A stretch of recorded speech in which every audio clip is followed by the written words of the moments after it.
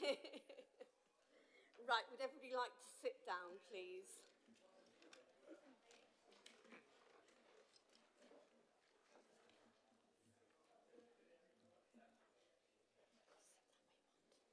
Wherever you want.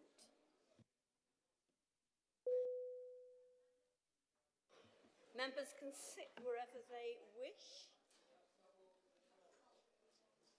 There's plenty of room over here.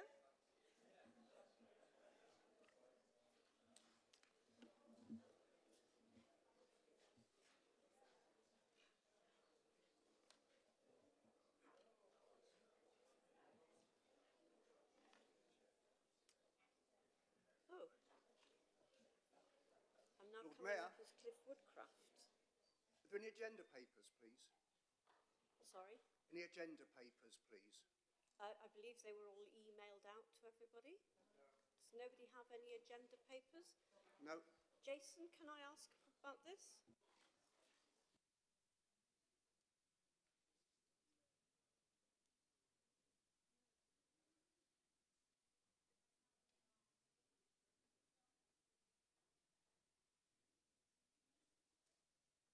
Okay, I believe they have been distributed and some more spares are coming round. Apologies. I thought you all had some. Right. Hey?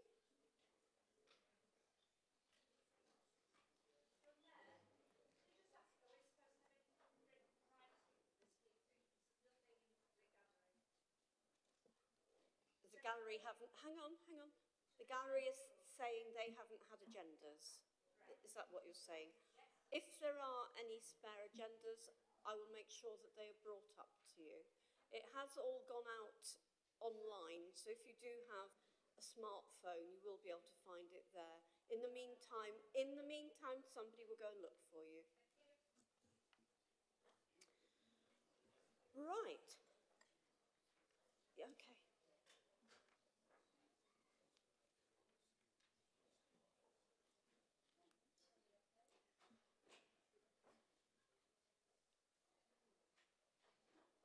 Okay, can I just check that all members have got an agenda either on their laptop or on their smartphone or on paper?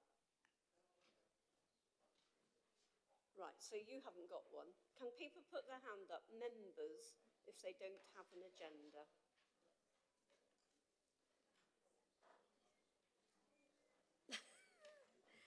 Right, let's have 2 minutes while we get some papers. Okay, and we'll sort out seating and we'll sort out everybody else. Okay. Announce the housekeeping arrangements. Can I have your attention, please, while I make a few housekeeping announcements. Please can I request members of the public to familiarise themselves with the fire safety and evacuation notices displayed. In the event of the fire alarm sounding, please take instruction from the security attendants who will be in attendance throughout the meeting. Please can I request that everyone switch mobile devices to silent mode so as not to disturb the conduct of the meeting. We will be webcast and the recording will also be available for people to view later through the Council's website. It is also possible that Sheffield Live TV will record and rebroadcast this meeting. Photography, video and sound recording of the meeting is permitted, but the Lord Mayor does have discretion to withdraw or suspend this permission if the recording is disrupting the conduct of the meeting or is being undertaken in a manner which could capture personal information, or if a member of the public participating objects to being recorded. Any member of the public due to speak at the meeting who does not wish to be recorded should say so at the start of their speech, and the Lord Mayor will suspend the permission to record their contribution. For safety reasons, please may I request that recording equipment is not held over the balcony.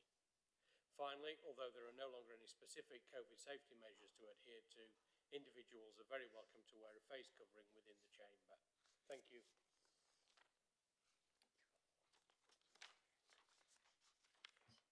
Thank you, David.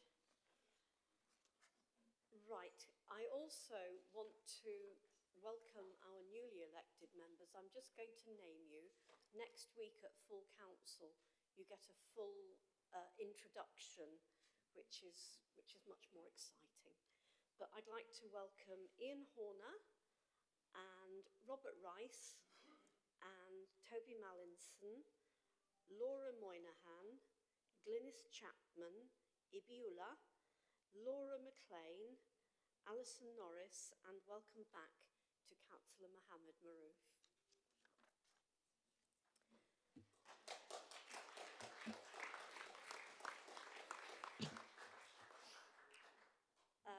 This meeting is scheduled to finish at 5:30, but I will adjourn the meeting at an appropriate point in the proceedings to have a comfort break, and also we will be adjourning later for our discussion points.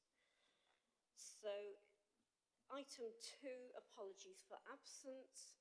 I have apologies from Mike Drabble, Diane Hurst, Denise Fox, Terry Fox, Peter Price, thank you, Maroof Raouf, Gary Wetherall, Paul Wood, Brian Lodge, Tony Dams, Karen McGowan, and Julie Grocott. Are there any further apologies? Sorry, Fran. No further apologies, Lord Mayor, but I did want to just point out that the reason we haven't put people up on the top table was because we haven't held our AGM yet, and we understood that all parties were in the same position. So just to explain that to members of the public. Thank you, Fran. Come on. This is going to be quite a difficult meeting, we know that, and I do want people to be careful of other people. Sorry, hang on a minute. Sophie, have you found somewhere to sit? It is a bit. Sit when you have quite finished over there. I'm concerned for Sophie because she is pregnant and needs a seat that is easy for her to access leaving. Okay, thank you, Sophie. Can I just say now, Shafak, that this is going to be a difficult meeting, and I expect you to be playing a sensible role as the leader of a group. Okay? I mean it. And I don't expect that from the gallery either. Right. Item 3, declarations of interest. Okay, we don't have any. Item 4 is to consider the implications of the street tree inquiry on the city, Sheffield City Council, and on councillors involved in the decision-making at that time. That is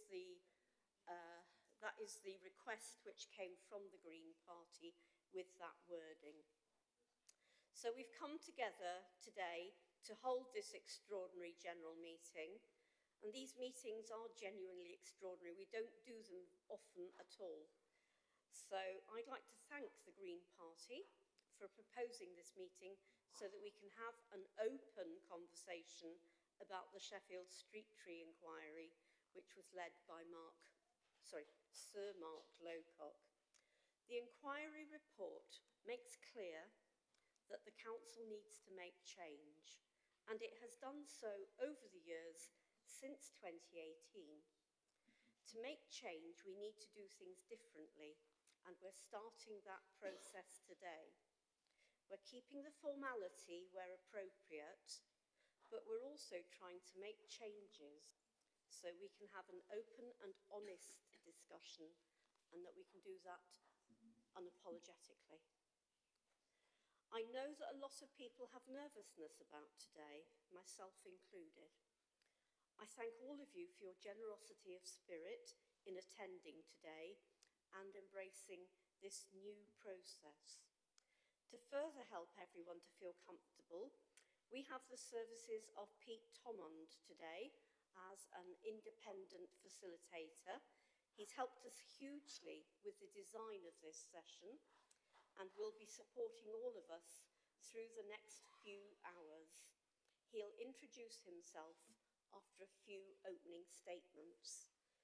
So first, we're going to deal with a procedural matter, members. As regards this item of business, and in accordance with Council Procedure Rules 4 and 11, a motion is to be moved to suspend Council Procedure Rule 17.6, time limit for debate, to remove the 25-minute time limit for the item of business. I also want us to note that this meeting has asked members of the public to submit comments, questions, or statements relevant to the issues being discussed on the agenda, and that these will be responded to as part of this meeting. So, can I ask, is that motion moved? Thank you. And is that seconded? Seconded, Lord Mayor. Thank you. Is that agreed by everybody? Agreed. Thank you.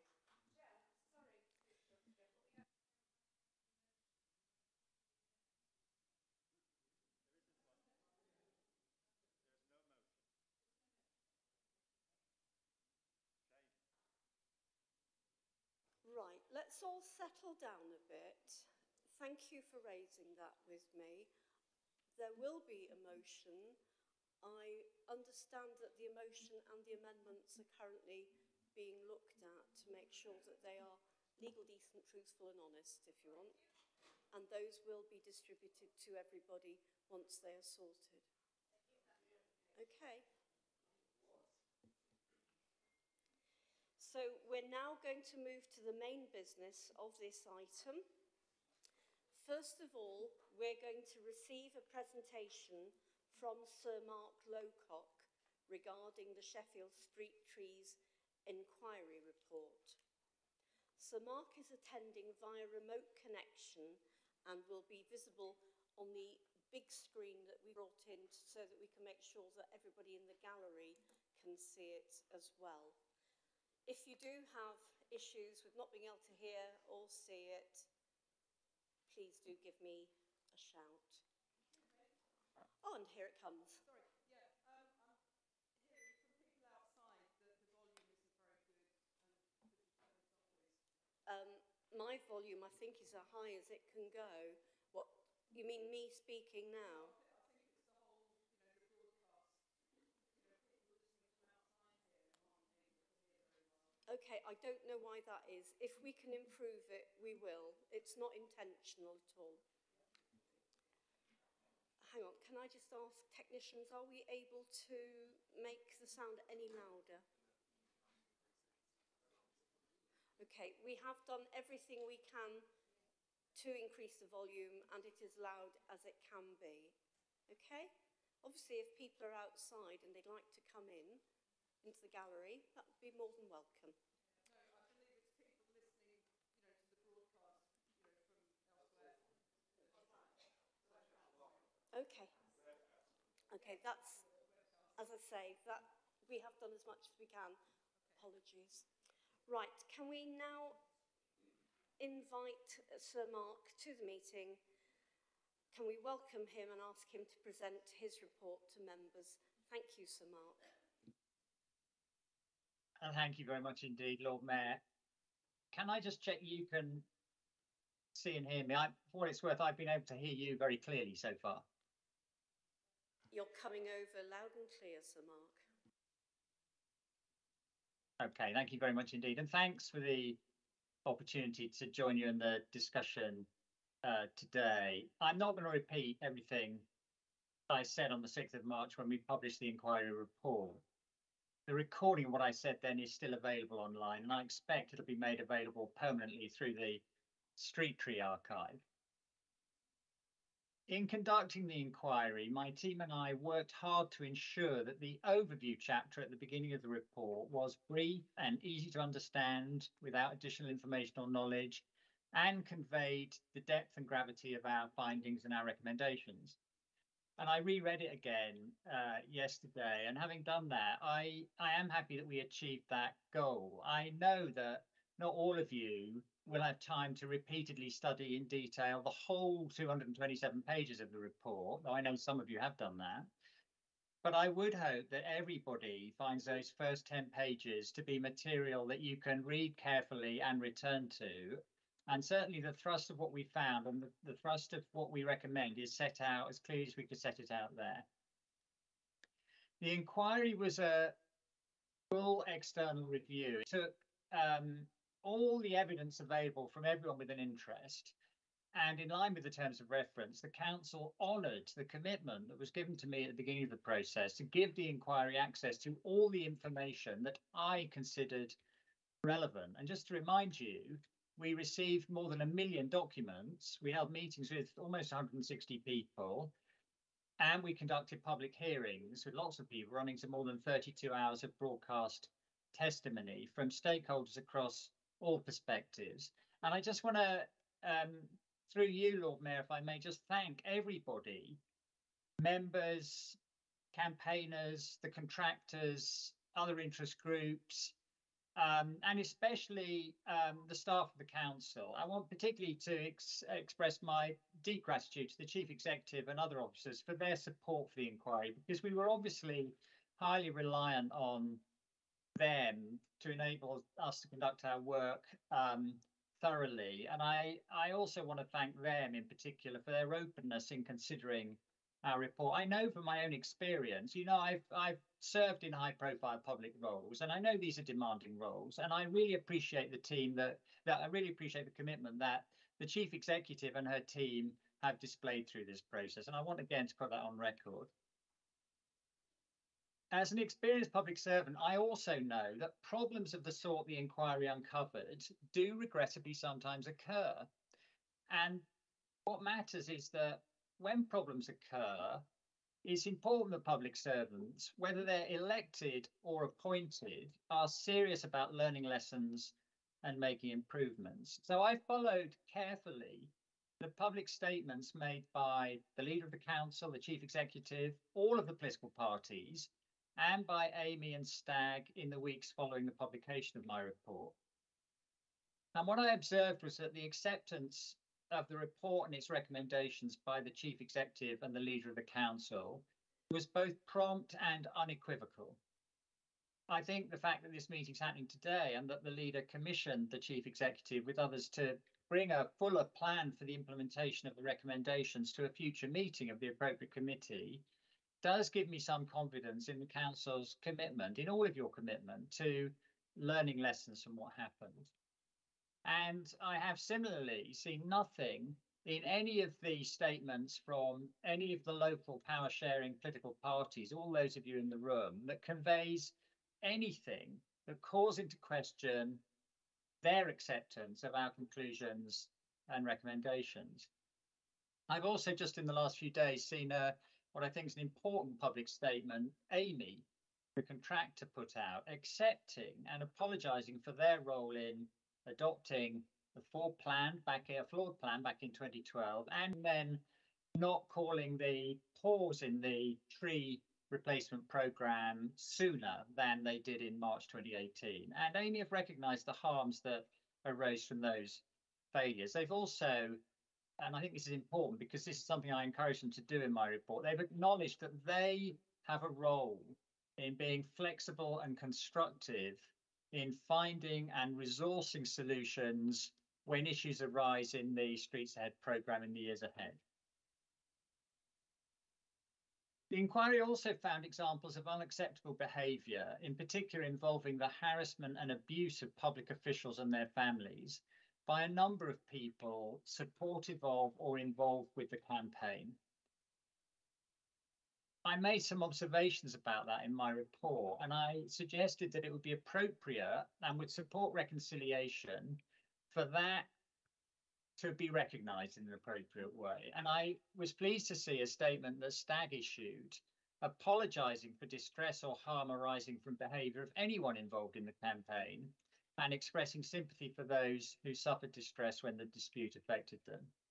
So I run through all this because I want to take the opportunity to thank everybody I've just referred to for responding so far in a constructive way, because I think that creates a basis for moving forward together, all of you across the city moving forward together. When I launched the report, I recalled that the dispute had been a dark time for Sheffield. Lots of things have been done, especially around resolving much of the directly tree-related issues since 2018, especially through the sterling work of the Street Tree Partnership, who I really want to commend again. But I also noted there was a lot more to do. And that was why, in the light of all the evidence we received, which is set out in considerable detail in the report, we therefore thought very carefully about the recommendations we should make. And I deliberately focused on recommendations that supported my terms of reference. In other words, recommendations which look to contribute to reconciliation, recovery from the dispute, and enabled everybody to focus now on the future and move on and learn the appropriate lessons. The report makes clear that we considered that the council had got many things wrong and had not used its authority in a proportionate or appropriate way.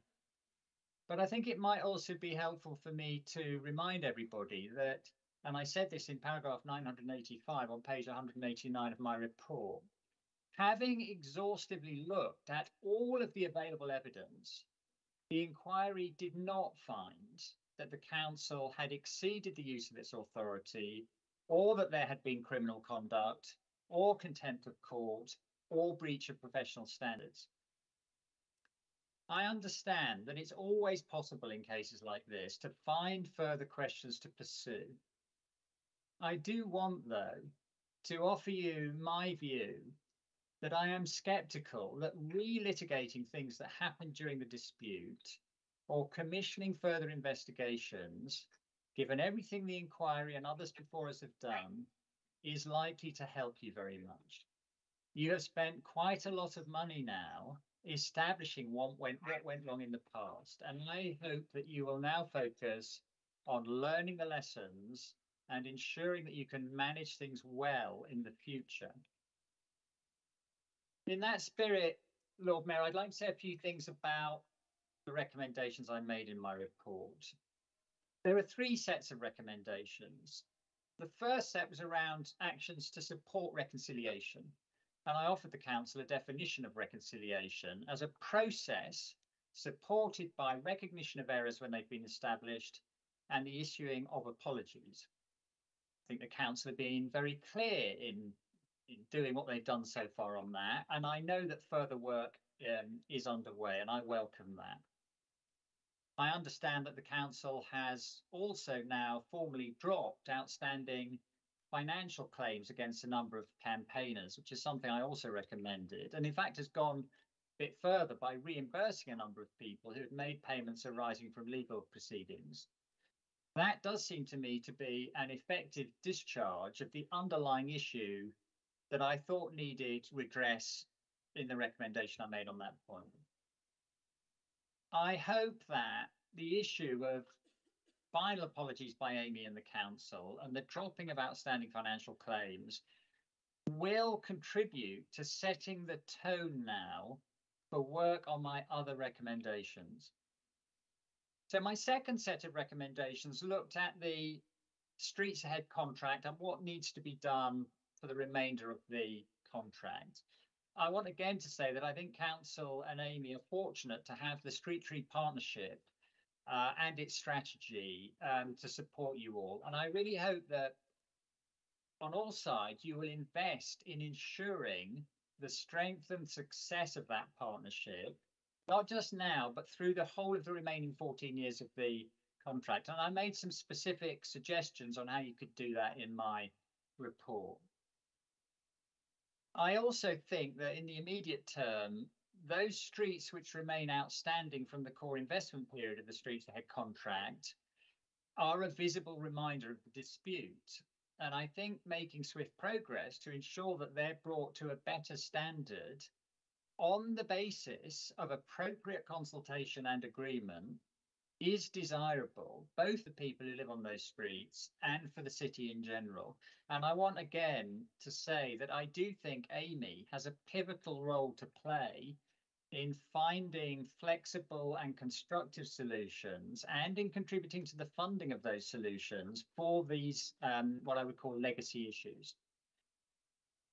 I am sure that new issues will also arise in the remaining 14 years of the contract. That's inevitably going to be the case. And I hope that everybody can approach the resolution of new issues when they come up in a spirit of partnership and consensus, recognizing on all sides that there is sometimes going to be a need for compromise.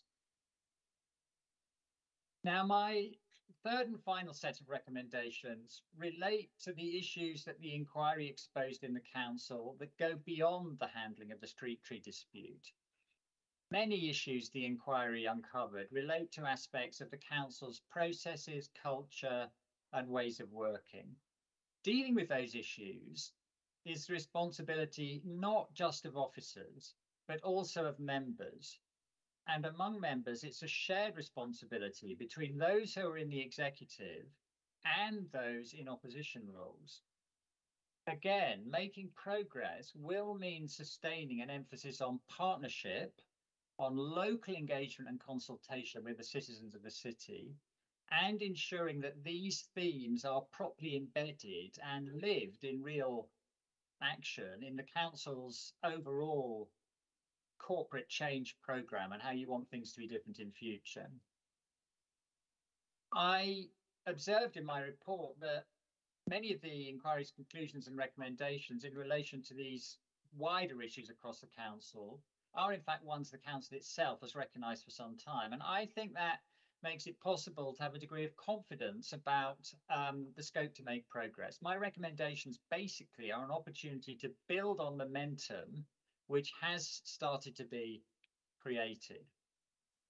That said, it is important to recognise that large-scale culture change of the sort that you are embarking on and which is necessary is not something that can be achieved instantly. It is going to take time and effort, especially given the wide array of challenges that the council faces, not least all the financial challenges that you're confronted with. And I just want to say that I hope everyone with an interest, whether their interest is in the green infrastructure of the city or in matters of governance, everyone on all sides, I hope will think carefully about how they can best play a constructive role, not, as I've said, in further raking over the coals of the past, but in contributing to solutions and accountability for the future.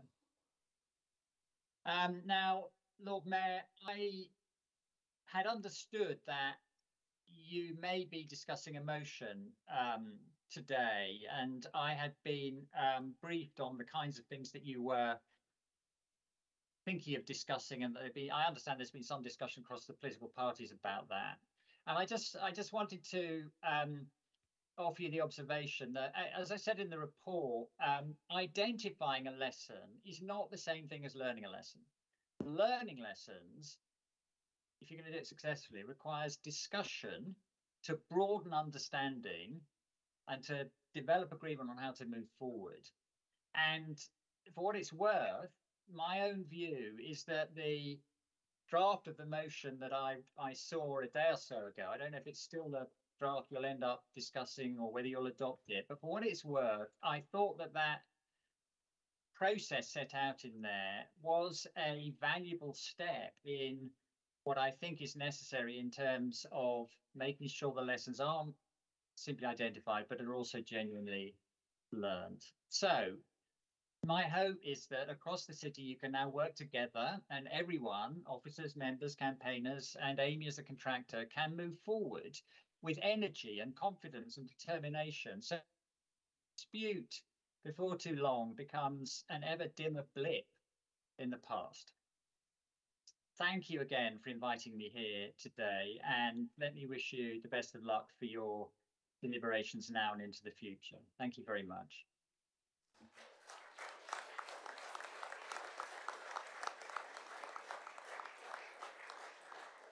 Can I just say thank very much, Sir Mark. You've given us a lot of food for thought, and thank you too for giving up your time to talk to us this afternoon.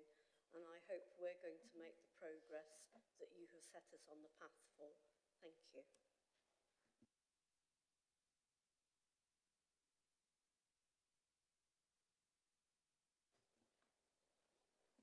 Okay.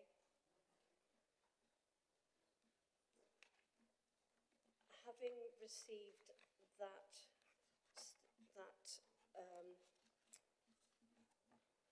talk from Sir Mark, which I think was very important for all of us to hear, despite the fact that our previous leader and other people have made apologies on behalf of the council, as the Lord Mayor, I am going to reiterate a full apology from all of the councillors, the council here. I'm going to be reading it so that I make sure I get it right. So here it is. At the Strategy and Resources Committee on the 15th of March, the leader of the council made an initial apology on behalf of all of us.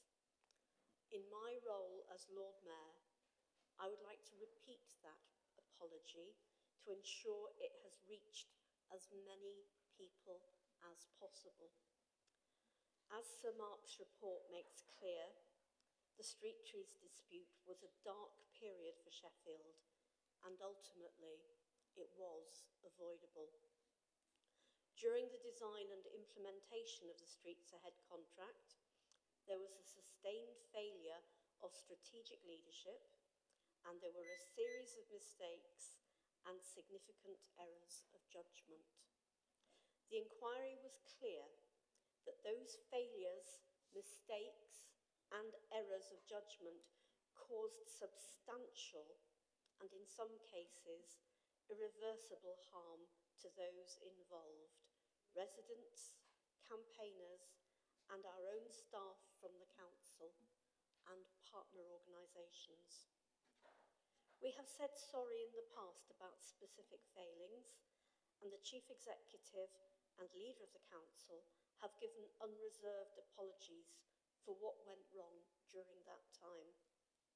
I would like now to reiterate that unreserved, unequivocal apology to the people of Sheffield about the council's actions during the course of the dispute.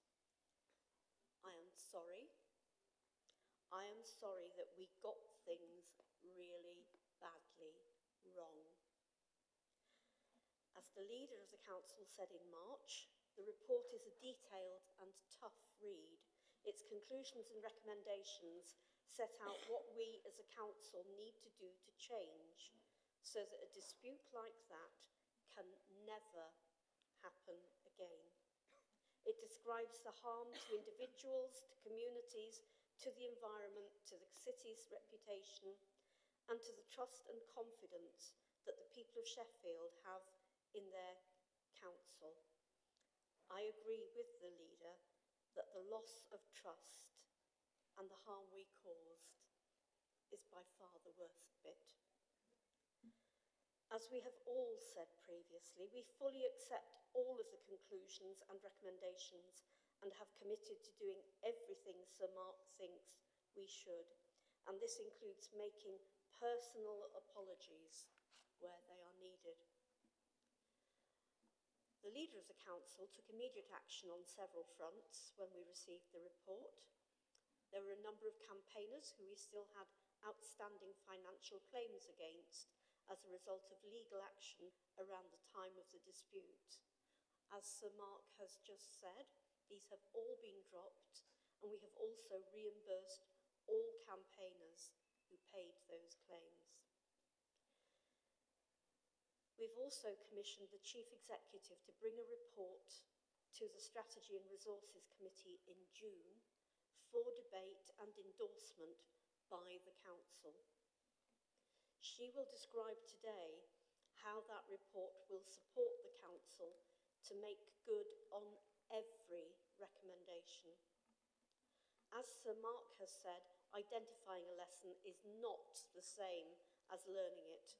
So that paper will also describe in detail the process that we will go through to enable those lessons to be truly and properly learned, so that we do not make similar mistakes ever again.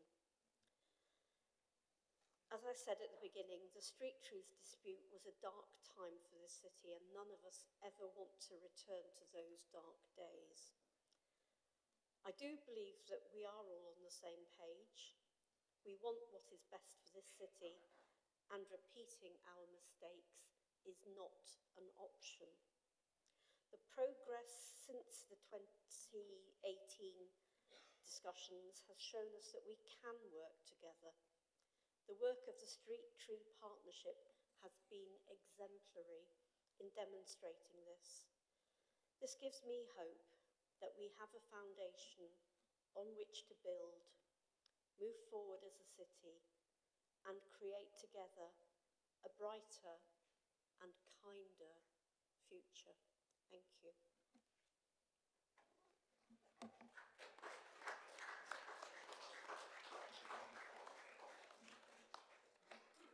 I'm now going to ask the Chief Executive to also say her piece. Thank you. I'd like to start today by thanking all those involved in organising today's EGM. Particular thanks to the Lord Mayor for the huge amount of engagement she's put in to make this possible, to the cross-party members working group for their sensitive approach and input, and to a range of campaigners for their thoughtful reflections, engagement or feedback at different points in the process. The Lord Mayor set out the plan for the meeting today, and we'll hear more a little later. And on behalf of our officer team, I want to welcome this opportunity to approach council meetings in a new way. Some may have thought that a topic of this sensitivity was not the place to start. I disagree. Topics like this, where openness has been highlighted as an issue, are precisely those where we must demonstrate a clear difference between the present and the past. I don't believe we should apologise for trying something different today and stepping into an uncertain and possibly uncomfortable space. We are seeking progress, not perfection, and we will not make progress by doing the same things in the same way we have always done. In the weeks since the publication of Sir Mark's report, the Council has been constrained in what it could publicly communicate by the pre-election period, and while I understand that this has frustrated some people, the conditions during this period are non-negotiable. However, we have continued to work determinedly on the Council's response to the recommendations. We are committed to making good on the promises that we made immediately following publication of the report. We are taking the report seriously, we are taking action, and we will continue to do so. We have completed recommendation 4 from Sir Mark's report, dropping all outstanding financial claims, and we decided to go further, as the Lord Mayor and Sir Mark have said, and reimburse those who had paid. The applicable people received these payments between the 14th and the 18th of April. On the day of the publication of the report, the following day, and at the 15th of March meeting of the Strategy and Resources Committee, the Leader of the Council and I both made apologies. These were initial apologies, acknowledging that we needed time to fully absorb the inquiry report and all the findings within it, as Mark asked and encouraged us to do. Sir Mark recommended the Council apologise for both adopting a flawed plan and the things it got wrong in the course of the dispute. The full text of this apology will come to the Strategy and Resources Committee during June. This will be used to support the individual apologies that the Leader of the Council made clear that we will make. Amy issued their apology this week, indicating their commitment to working with the Council, the City and the Street Tree Partnership to see Streets Ahead continue to improve and meet Sheffield's needs. And I would also like to thank STAG for the apology they sent to the Council, for Council staff and for members responding to Sir Mark's observations. Through the conversations we've had since the publication of the report and the representations we've received, there has been a clear message that apologies without change are not sufficient. Equally, as Mark has said today, driving such change in a huge, complex organisation is not an overnight job. It is going to take real persistence and determination. It is going to require us not just to pay lip service to our new values, but to model them day in and day out. To make sure people, the citizens we serve, and the staff who make us who we are at the heart of all we do. To hold ourselves to the highest standards of openness and honesty, and to work together across boundaries within the organisation and ever more collaboratively with partners and communities to get things done. It is going to require the strength and humility to seek and acknowledge feedback, to reflect honestly when we make missteps or things don't go quite as we might hope or expect, and to remain resolute in our long-term commitment to change. An important aspect of the report is that there is no criticism of junior officers. In fact, it was the more junior officers involved in the street tree work who were raising concerns and that weren't listened to. Learning the lessons of the inquiry means listening to our staff, valuing their insights and treating them with kindness and respect, particularly at times of stress. At the Strategy and Resources Committee meeting in June, I'll bring a report which addresses the recommendations, setting out actions, timescales and monitoring arrangements. This will enable the Council to build on progress to date, take immediate actions and lay out plans to ensure lessons are learned and integrated across the organisation. I'm really looking forward to listening to the reflections shared today and ensuring they are reflected in our report to Strategy and Resources. Through this next step of the journey, we hope to demonstrate an ongoing commitment to the report, to change and to integrating the actions we need to take into our corporate change programme so that issues like this do not occur again. While the Council will always have to make hard decisions within limited resources and weigh up the views of many different people with different priorities, we want to send a public voice from all quarters, much more prominently in all we do. We also understand that for some people there is too much water under the bridge. Trust has been lost, and while we hope to regain it, that will be a long process. We understand that the Council's actions during the dispute mean that there are some people who are unlikely to trust us again.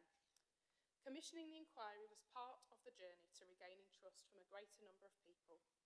This meeting also aims to support the ongoing recovery from the dispute. The actions we take next, over this year and coming years, will also work towards this aim. To close, Sir Mark and his team received over 1 million documents and spoke in private and in public to a huge range of people. This substantial evidence base underpins their final report, which is precise in what it found. There will be a variety of views on what should happen next, and where these diverge, we will take the inquiry report, its findings and recommendations as our definitive guidance on what happened and what we should do next. I look to the future as a Chief Executive thankful to be supported by a new senior officer leadership team in the Council. I'm proud that every member of the team I work alongside is determined to work collaboratively in service of the city we love. We are ambitious and optimistic about the future and are passionate about delivering positive outcomes for Sheffield. We want to overcome our challenges together by being a better organisation and strengthening our relationships with citizens, communities, partners and staff. We've already made a start on this, as acknowledged by Sir Mark and in the recent LGA Peer Challenge. The city, country and our world are facing huge challenges that have and will continue to impact our organisation.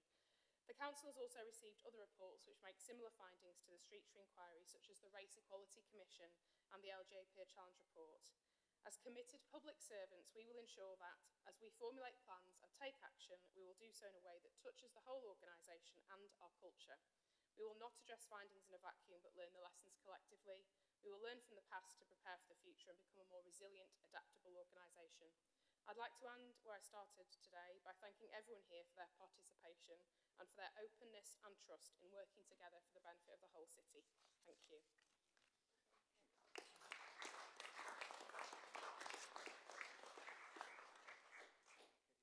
Thank you, Chief Exec. We're now going to move on to comments, questions or statements from members of the public about the issues raised by the Sheffield Street Trees Inquiry report. I will invite each person in turn who I call to come to the microphone in order to be able to make their statement or ask their question. And the first person I'm going to call, I believe, is Richard Ward with his... Ooh.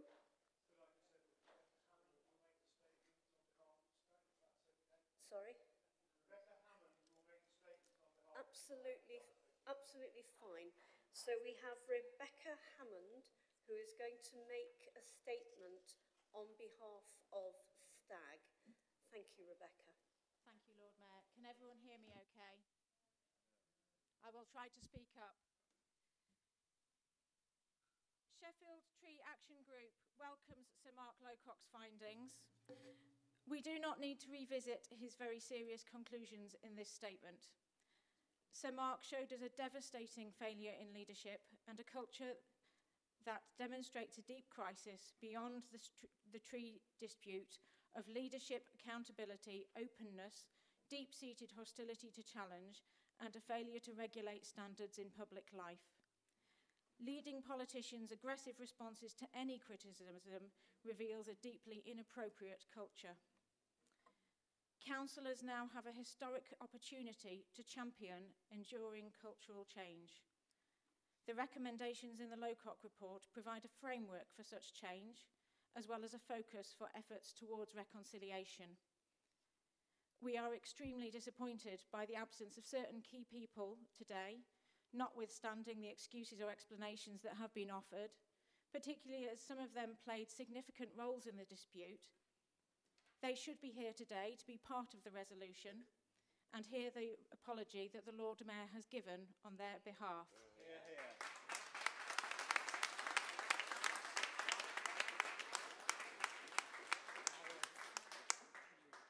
Thank you, Lord Mayor, for that apology. Green spaces where people live are vital assets in our growing crises of health and biodiversity. We said that frequently throughout the dispute. As we move forward, the local plan and other policies must recognise the importance of street trees and green spaces right where people live and work. They will play an increasing role in the city's response to the health and nature crisis, and there must be a clear recognition of the ways in which street trees enhance well-being and amenity across the city. STAG will continue to promote these issues through the Street Tree Partnership and through our support for environmental education about the contribution of street trees in the public domain. The reach of the Lowcock report goes way beyond the street trees dispute. That bitter dispute was symptomatic of a deeper cultural and governance crisis. Let's recognise that crisis and make it a driver for change and new confidence at all levels in the city, in the conduct of politics and administration of our affairs. Sheffield cannot afford to remain deaf to the legitimate concerns of its citizens. Public consultations must be meaningful. Decisions must be timely, transparent, and well evidenced. Our city's reputation was damaged by the street trees dispute.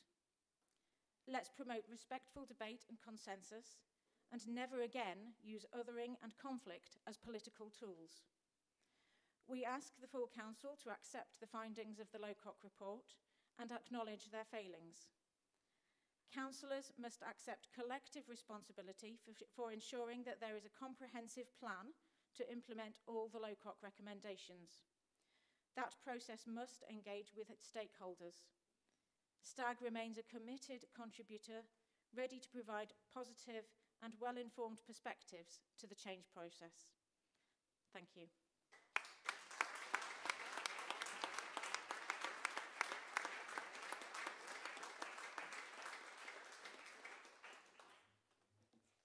Thank you, Stag, for a very generous statement. And yes, we will use this as part of our platform for moving forward. I know the Chief Executive will be very pleased with the proposals that you've given us. The next question is from Kelvin Payne. Is there a microphone there for you, Kelvin? Hello, is that good enough? Thanks. That sounds okay to me. There we go. It is. It is. I think, like a lot of people, I had a question for a particular individual or individuals. I started writing my email at 8 o'clock on Friday morning, and by the time I finished, the council leader resigned, and the news of the National Labour Party's intervention had been belatedly revealed. I want to touch. There are a lot of experiences of a lot of people, and we just heard from a colleague. We've heard from people down there. But I want to ask about a specific effect on a small number of people, that it's become very difficult to get anyone to even acknowledge, councillors, officers, people in front of me. And that is that you people tried to send people to prison. Now, you can't just sorry your way out of that. 8 people had a piece of paper in red lettering saying Sheffield City Council requests the committal to prison of. It didn't just happen. It didn't just happen. You people sat in rooms and decided to make that happen. And you've done nothing to acknowledge that some of us in work and in business still have these sentences, and you have to explain them. It's quite good fun explaining them, I must admit. Usually it's quite a good reaction. But not always. Not always.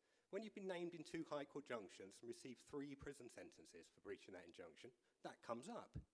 That comes up in your life, and it will continue to do so. In the 2018 trial, the court was stopped when the judge asked, who are Sheffield City Council? I can see your lawyers, I can see your officers, but is this a political decision? Are the political leadership trying to imprison, including an opposition councillor, its citizens? And the answer came back very clearly, yes, we are happy. And I wanted to ask Councillor Fox, but he's hiding. I wanted to ask people, they're hiding. Well, we weren't hiding that day when in that court case. And you cannot... This is a very concrete issue. This isn't just some bad feelings. This isn't just some upset. This is something that can be done something about. You cannot just put it to the long grass. You cannot just say we need to wait for another committee meeting. We need to wait for another council meeting. There is nothing more to find out. I keep being pushed back and back.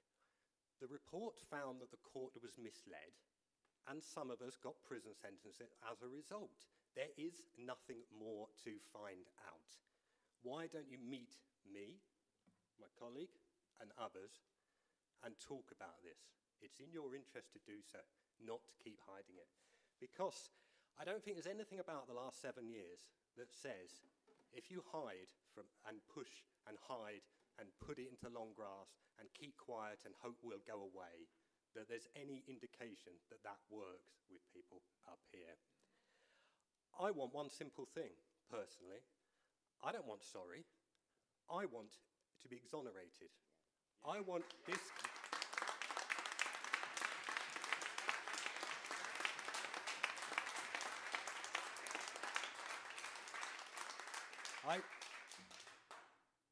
I want the new leader of the council, the chief executive, the legal and governance, to publicly and privately exonerate me and others and say not only did I not do anything wrong, but I stood up to a wrong, and if those of us that did so hadn't done so, that wrong would have been greater.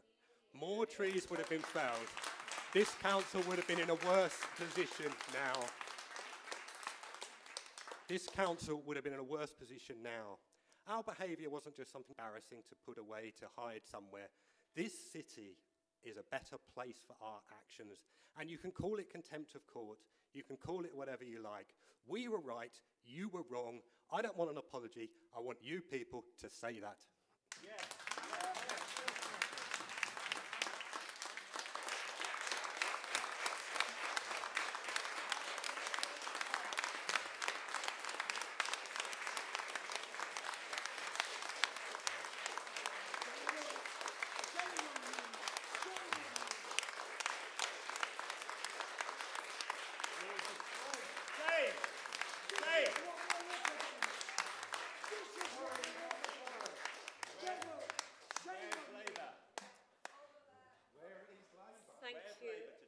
Everybody.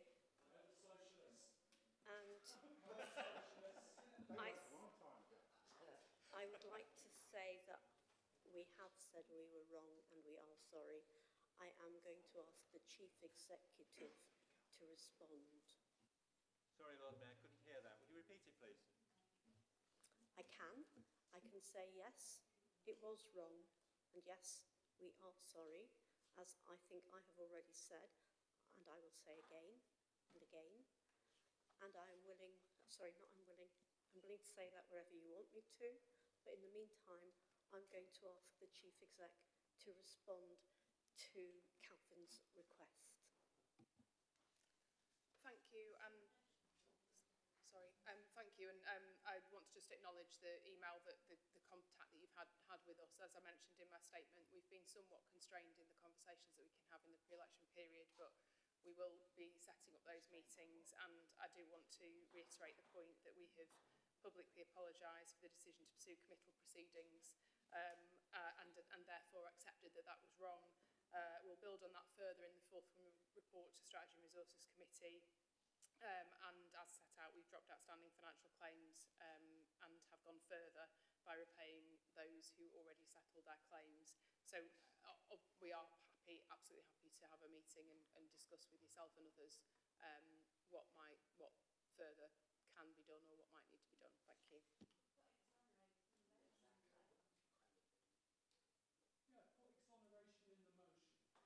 Thank you. Can we move on now to Benoit Compin, please?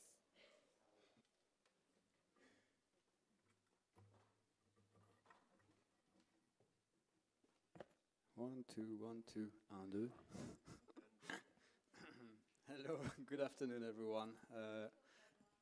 Hi. First of all, I just want to welcome the new members of the council, and I've got to say I'm full of encouragement and congratulations actually for this council here, because I think that things are moving forwards, maybe not as fast as some may want, but I think that I believe that Sheffield indeed has the opportunity to make a change on the national political scene and to pioneer on political sciences here. My question really joined Kelvin's question really. It was pretty much more on the practical aspect, as when would you like to schedule these conversations and when would you like to initiate any movement towards reverting those cases at court. Thank you.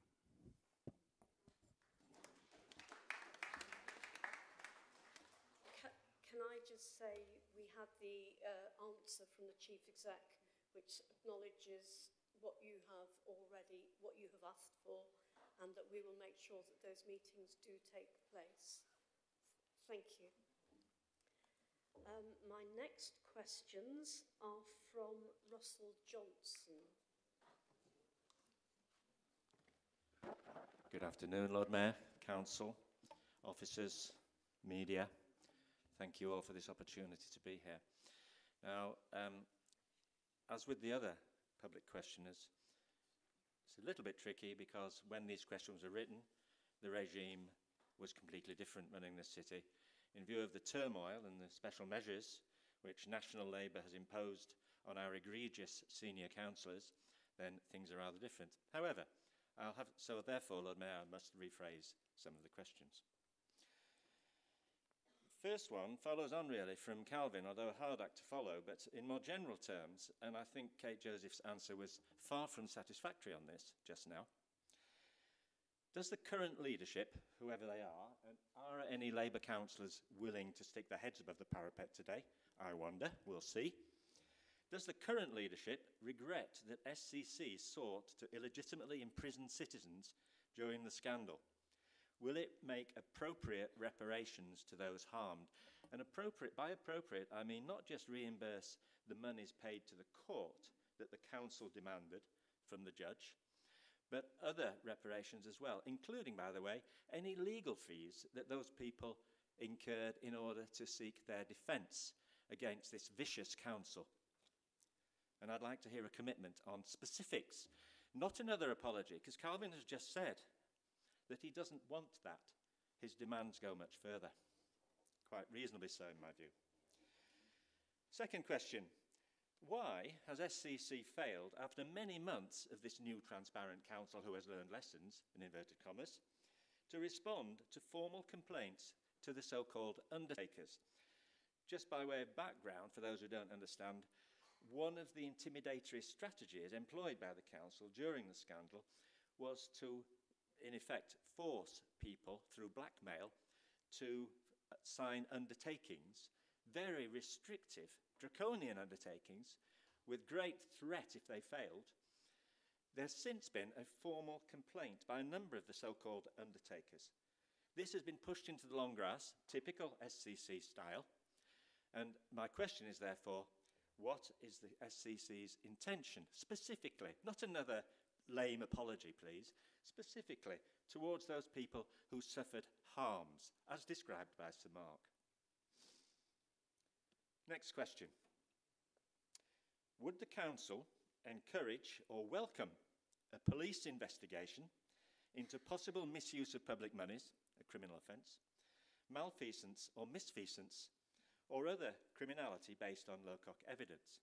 Now, I did listen to Sir Mark very carefully, and I have to say, Council, it was not in his remit to exonerate or make any comment particularly at all about possible legal remedies to address council misbehaviours. So that stands, notwithstanding what Sir Mark said.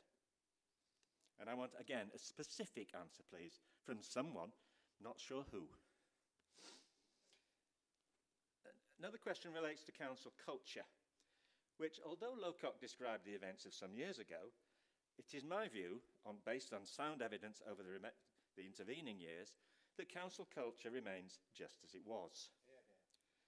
Does it remain the council's view, therefore, that the most effective way to address challenge is to ignore it and to obfuscate? A word I've applied many times in this chamber to council behaviours. And my final question, the first one on the list, which I'll modify because of the change of regime. Whoever is acting as leader in the current turmoil, would they please say whether there can be real change in this council whilst Councillors Lodge and Fox remain as members? Now, I realise they've resigned from some of their posts, but it's my view that they should resign as members immediately. Do we have any Labour members who are willing to answer this question? Thank you.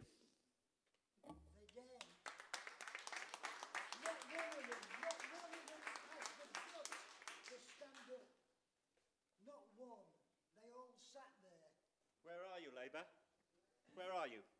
Right. Let's just be very clear. This is going to be a discussion and answers. There will be a discussion period later. But at the moment, we're going to move this meeting along in a spirit of conciliation. Okay? Thank you. In answer to the questions, your question about Councillors Fox and Lodge will have to be addressed to them.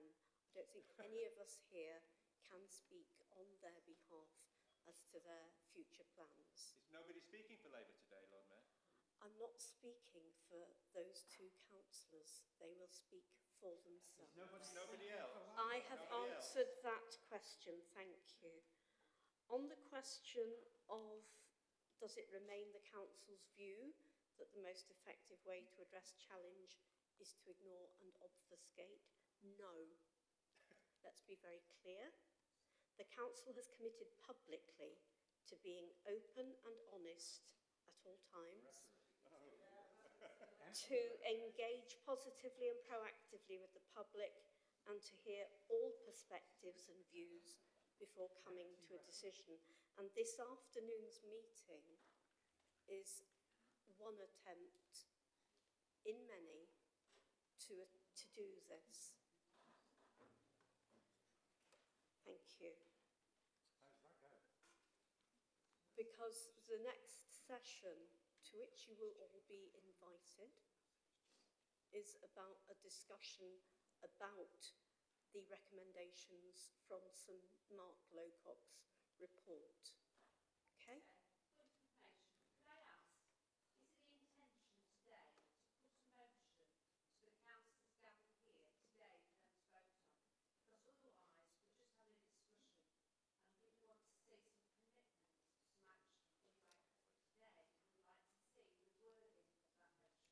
As I said, when we have the wording of that and any amendments, I will be sharing it with you all.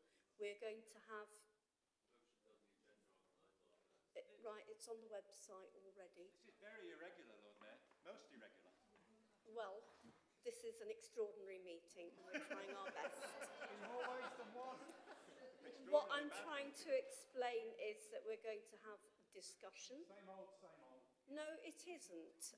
And I think you ought to just listen. What I was saying, no, I'm still speaking, thank you. I have said we are going to have discussion and we will have that motion and debate, and it will be be in that order. So there will be a debate around a motion and amendments at the end of the meeting. Thank you. I'm going to carry on answering these questions. No, if you want to come in after I've finished.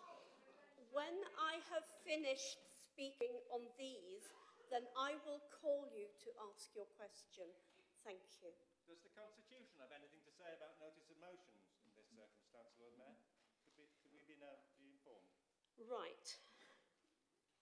No. I think we will say the answer around the police investigation is that we are accepting what Sir Mark has said, which is that there was no criminality or misuse of public money. No. On the question of the undertakers, we're still in the process of considering this complaint, and how we respond will be part of the report to Strategy and Resources in June. Where am I? Sorry.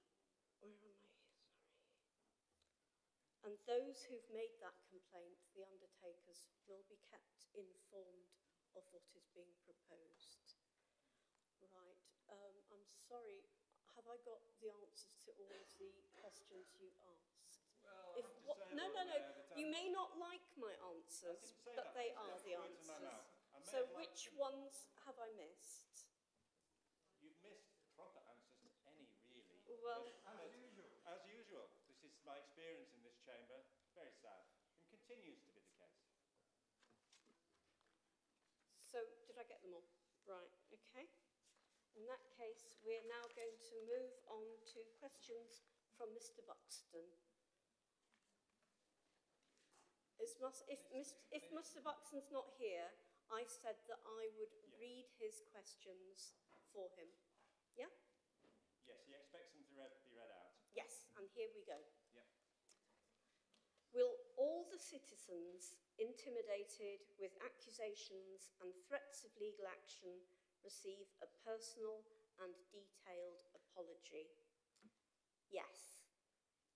We will set out as part of the Strategy and Resources Committee report how members of the public who were named during the street trees dispute will be able to come forward. Those individuals who are known to the council will be contacted directly to apologise. And Mr. Buxton's second question: will the council also publish a public apology recognising and unconditionally acknowledging the wrongful use of power resulting in misconduct by Sheffield City Council, where purposefully intimidating individuals with demonstrably illegitimate legal threats of damages? Many thanks and regards from Well Justin. done, Mr. Buxton. So, as part of the S&R committee report, we will make a full apology for the things that the council's got wrong during the dispute, in line with the recommendations that Sir Mark has made in his report. Right. Did you want to come in at this point? Yes, I was told this morning that there was a plan to have breakout groups, and I wonder if you're going to inform us about them, what the status of this, whether the mention will happen before that, whether it's happening after that. I feel, having been involved in political meetings for over 30 years, this is the most extraordinary meeting.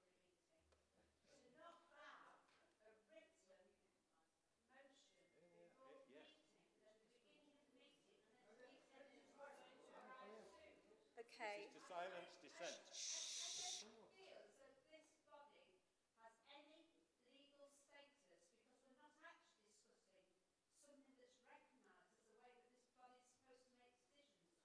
And I find that really difficult. And as you keep saying, the trees are appalling, the treatment of people is appalling, but the biggest long-term victim is trust. And you're not doing anything today to improve my trust in how this administration is being run. All mine. All mine. All mine.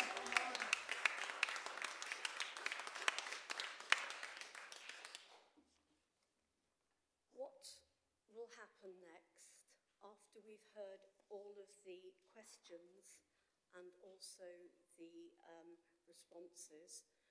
We will have a break and we will go into the reception rooms. Everybody It's a diversion. It is not. No, hang on. No, I'm answering. And when I'm answering, you do have to listen. And then you can ask your question. So please sit down. Please sit down. Sham consultation. Thank you. It is not a sham consultation. What we will be doing in the reception rooms is receiving all of the recommendations that we've had from Sir Mark Lowcock, and they will be discussed. Let's see some debate in the chamber. Hang on. Please let me answer, because when I have answered and explained, then you may have further questions. There will be discussion around all of the recommendations as you have asked us to do. Will Labour be there? Have I said, please wait until I'm finished? Do me the courtesy, please. That discussion will include all councillors and all of the members of the gallery if they choose to come. It will be to look at those recommendations and look at how we are going to fulfil them. It is not the end of any discussion or debate or consultation. It is a tiny step forward to try to look at those and talk about what those... I have asked you, please, to listen. It is discourteous not to. So, we will have that discussion. It will be for about an hour. It may be longer if people wish to discuss more. We will then come back here to this room and we will have a debate on the motion which was published on Friday. There will be amendments to it which we allowed up until this morning so that everybody could make an amendment from the political groups. So that is what we're going to be doing after we have finished responding to the questions. I know you say you don't trust us. The only way we can start to build that is by us demonstrating that we are serious about sitting and looking at those recommendations and how we are going to start to fulfil them. That is all I can promise at the moment, isn't it? I can say you are going to have a debate later, which you won't be able to take part in because it is councillors only. But during this session, where we're all going to be able to discuss the recommendations, we want you to be there. We do want you there saying, this recommendation, you could be doing this on it. This recommendation, you could be doing that on it. And that is what we hope to do by starting afresh from today. That is my request to you as the Lord Mayor, that you will join in. I have made that apology. I have said I want to work with everybody who is in that gallery, and I would ask you to accept that this is made in a spirit of starting to regain trust. I know it's really hard because we know what the report says about the way the council has behaved. But in order for us to start to make a difference, all of us, then that is what I'm asking you to do. Sorry, you may make a point. Right at the beginning of the afternoon, just after 2 o'clock, Shh. you said this afternoon would be, and I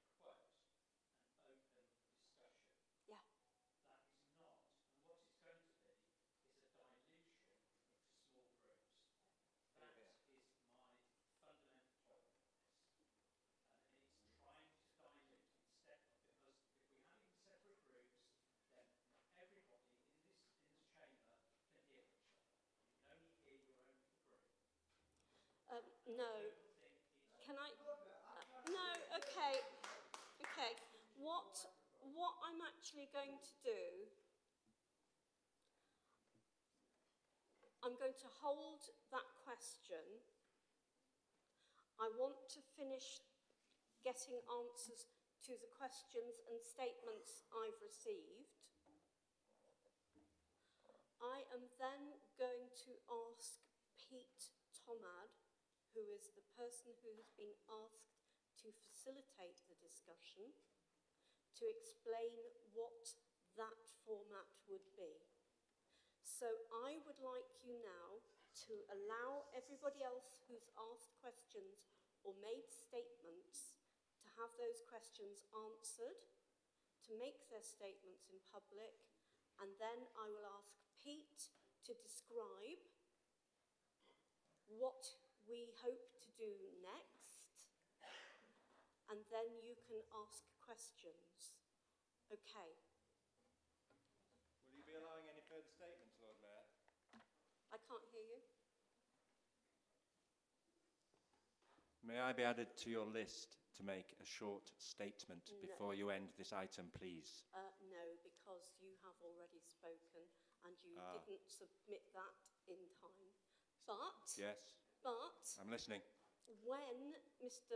Tomand speaks, you may indeed ask him what he thinks we are going to get out of this session. Right, I might mention to him, I think the council's trying to put the whole Lowcock report to bed.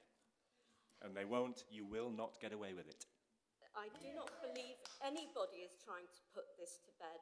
This is the very start of the process of working through the Lowcock report. You say you don't trust us. I get that. The only way we can show that is by continuing to work on it over the months and the year ahead. Okay? Long grassing. No, not long grass. You're good at that. No, not long grass at all. Right, I have a question from Isobel O'Leary. So, Isobel, do you want to ask your question? Thank you. My original question was to say that one of the recommendations of the Lowcock report is that the council should give a comprehensive and fulsome apology, but I want much, much more than that. The council wasted at least £1.28 million on the street tree debacle. That hasn't been accounted for. I know Sir Mark Lowcock in his statement just now said that there was no evidence of misspending or anything like that.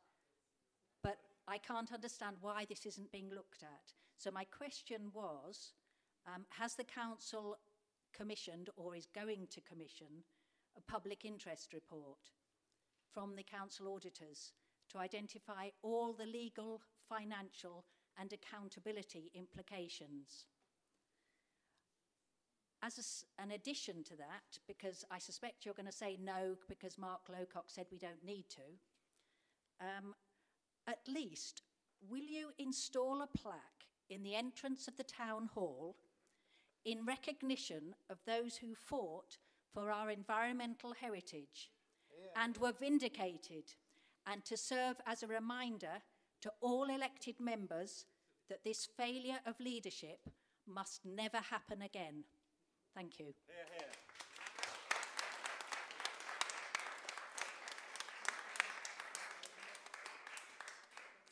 Thank you, Isobel. In answer to your first question, the report to SNR in June will set out the actions to be taken both in the short and long term with associated timeframes. In answer to your second question, I believe that is one of the amendments that will be coming up in the debate after our discussion. Okay.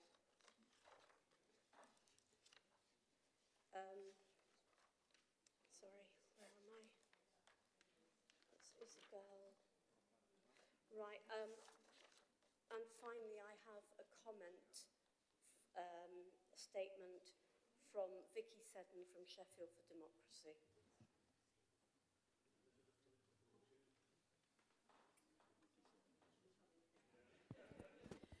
Thank you, Lord Mayor. It's not a question from Sheffield for Democracy.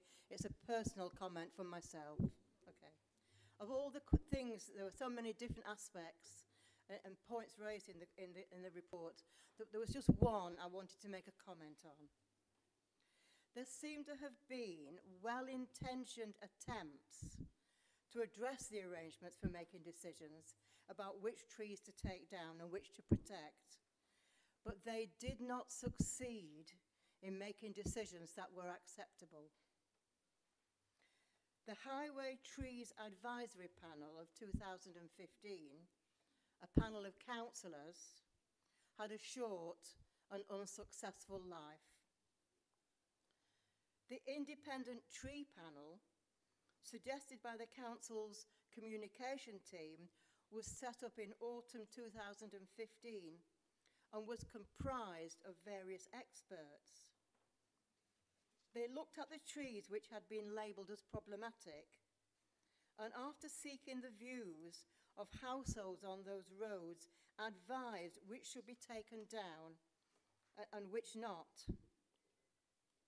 But of the 782 trees they inspected, though 25 had already been taken down, they advised the council to replace 440 trees and for 316 of them to be dealt with via alternative measures. But the council, of those 316, the council only accepted their advice on around 75 of these trees. So it's not surprising that people who were concerned about the trees should lose trust in the council and in its processes. And that is the comment I want to make to this meeting.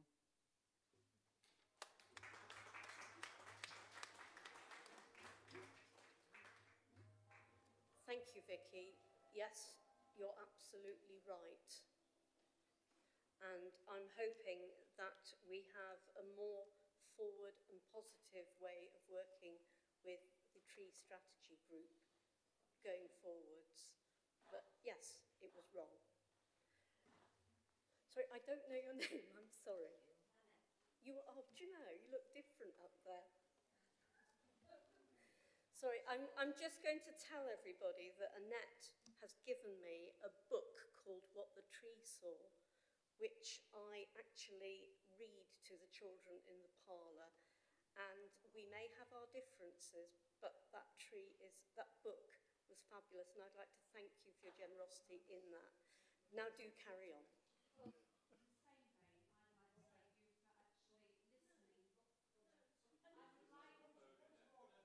Oh, I'm listening to Annette, and when she has finished, I will listen to you.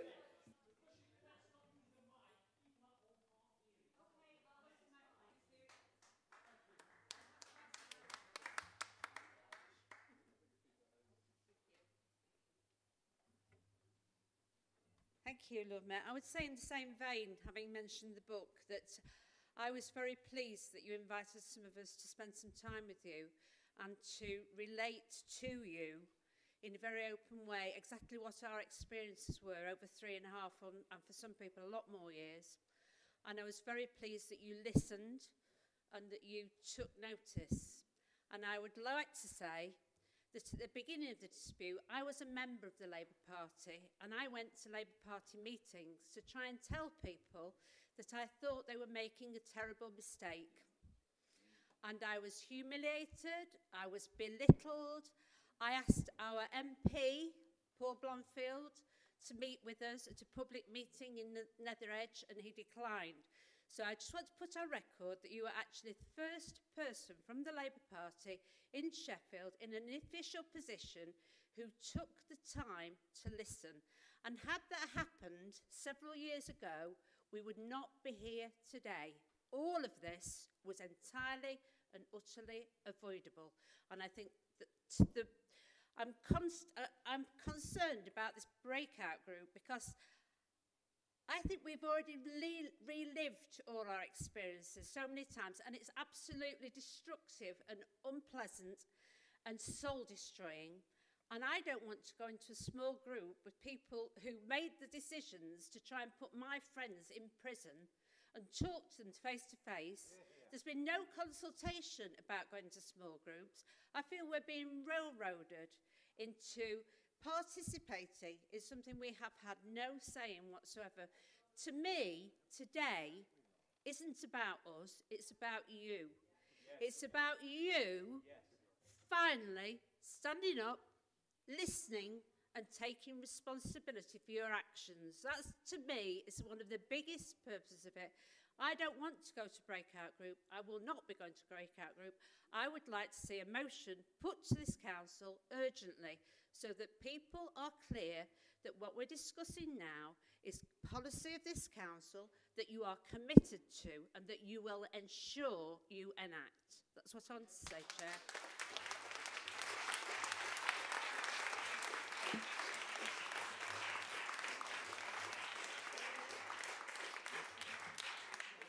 Right, Annette, meeting you and your group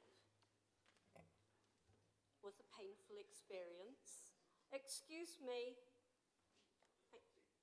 Well, go and plot outside. I think that meeting you and your group was difficult for all of us because you didn't know what I was going to say and vice versa. I think it was fruitful. It was the start of something. Now, when we were organising for this meeting, lots of people said, including Alison, who's not here, that she would not be attending and that other people wouldn't attend too, including she said that you weren't going to come. So I didn't know who would come and who wouldn't. I am talking about a discussion with councillors because I want us to actually talk to each other and not just have a debate of the deaf, which, as you know, so often happens. I wanted to ask the people in the gallery to come because I wanted you to be part of it. If you feel it should just be councillors talking to each other at this point, I completely accept that. But I didn't want you to think in any way that I didn't want any of you to be part of it. If you don't want to be part of it, that is absolutely fine. And we can talk about ways of being part of each other at another time. I'm happy to do that. It's not an obligation to come. It was an invitation. You. Okay. Thank you, Annette. What I'm going to do now is I'm actually going to ask Pete. Lord Mayor? Point of order, please, Lord Mayor. Lord Mayor, we only received the timetable for this meeting about 50 minutes before it started. And the timetable that we were shown only allows about 15 minutes for the debate of the motion and I think up to 3 amendments, although we haven't yet seen the amendments on the motions. I am concerned, and in view of comments from members of the public up there, that they really want to hear that debate. They will.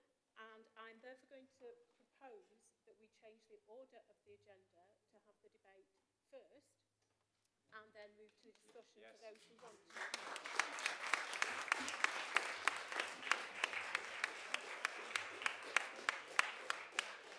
The reason why we asked to have the discussion first was because I actually want us all to talk and listen to each other in a way that Sir Mark has asked us to as councillors. And that's why it's important that a complete charade. It won't wash. I am now talking to my fellow councillors. Sorry. And in that vein, it was about saying we as councillors have a responsibility to talk to each other and discuss those proposals from Sir Mark. And I wanted it to be in a way that wasn't just everybody shouting different things, but actually hearing each other and listening. I know that being in this council chamber and speaking in traditional ways is very important to some members. I also think that learning to speak to each other in new ways, as has been said by Sir Mark, has got to be something that's important to all of us if we are going to genuinely move on, work together in the council chamber and in committees. And that's why this proposal was being made.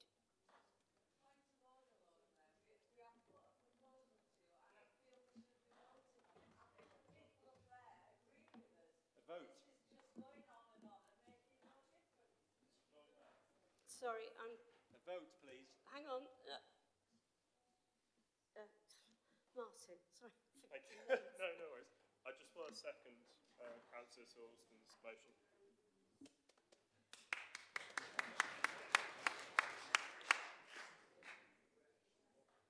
Right. Hang on, can I just check? I can just do this as a show of hands, can't I? Right, those in favour of Councillor Alston's motion, please show.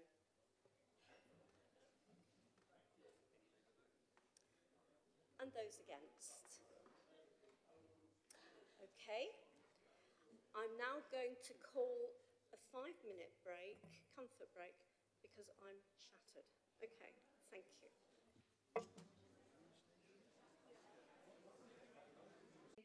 And we have the proposed motion in relation to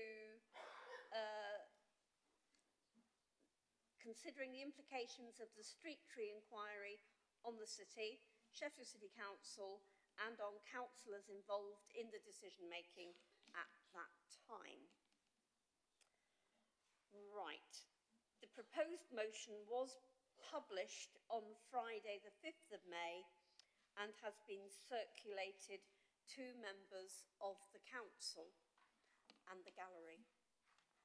Right. Okay. And I'm not going to read it out. I am just going to move it formally. And I believe that the lovely Deputy Mayor is going to formally second it. Thank you, Lord Mayor. Yes, very important notice of motion this, and I'm very happy to formally second the notice of motion.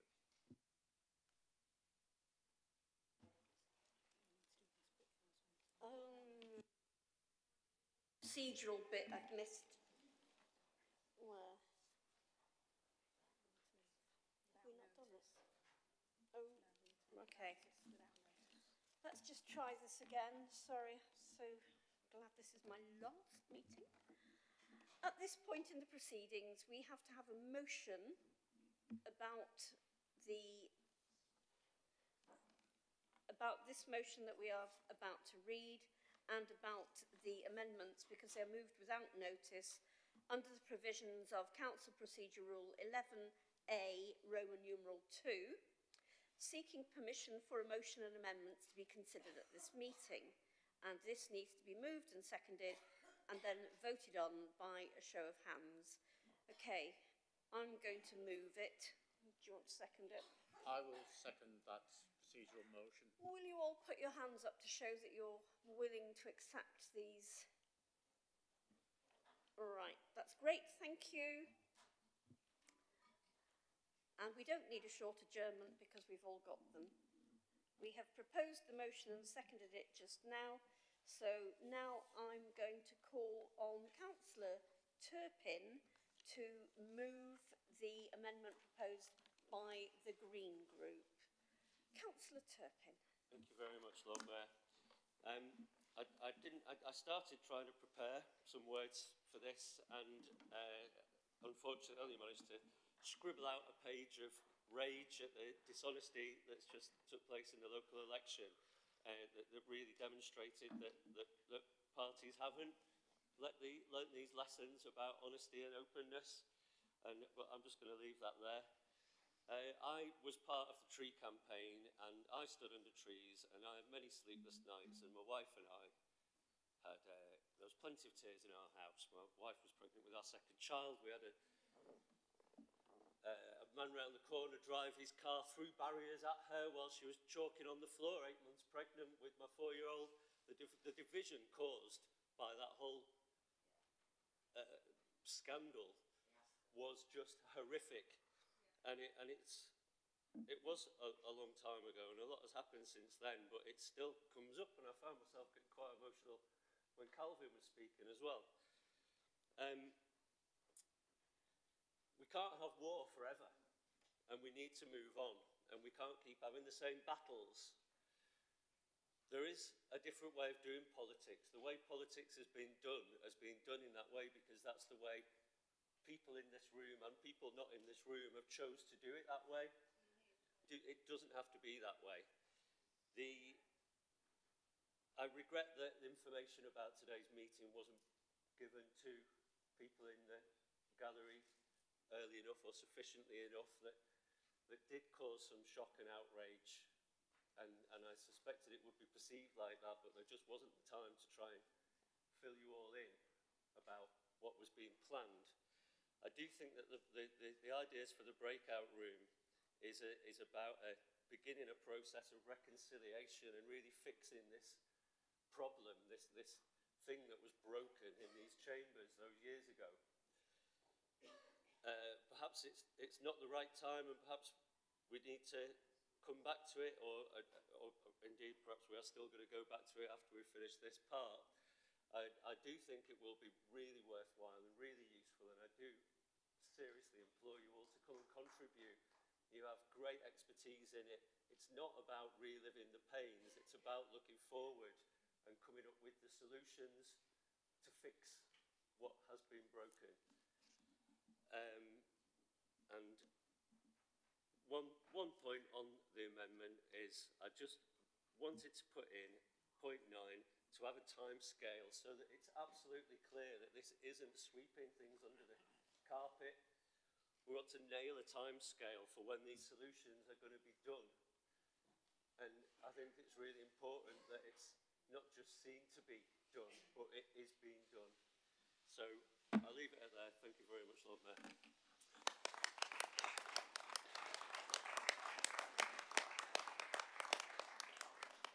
Thank you, Councillor Turpin, and thank you for what you have said, both about the proposed process, but also about what happened to you, and the apology clearly extends to you as well, doesn't it? Okay, thank you. Can we just say briefly that the timescale for implementing all actions will be published because it will be in part of the report which will go to the S&R committee, which does meet in June. So I'm confident that that's going to happen, okay? But you will have to perhaps chivvy the next Lord Mayor to make sure that that does happen. Thank you. And can I ask Councillor Johnson, are you next? Or am I asking somebody else? I'm going to ask Councillor Bernard Little to second sorry, this one. I've got Douglas down. I do apologise. Bernard, would you like to speak? Thank you, Lord Mayor, and thank you, Chamber, and people in the gallery. Thank you for being here. I was a Green councillor in Sheffield between 2006 and 2010 with Gillian Creasy and later with Rob Murphy. It was a tough time, being the three of us. During that time, we were under a lot of pressure because the council had chosen to take the strategic decision to outsource the management of our highways to a multinational company, a company accountable to its shareholders, but not to people that live on the streets of our city. Real questions were never asked because we always had were never answered because we got the reply, commercial sensitivity, all the way through. In meeting after meeting, our small group were told by senior council officers, including the then Chief Executive Bob Kerslake, that our concerns about inadequate consultation would be dealt with. we were never convinced. And I think the debacle that we're faced with now proves us right. I am proud to have been active in the street campaign.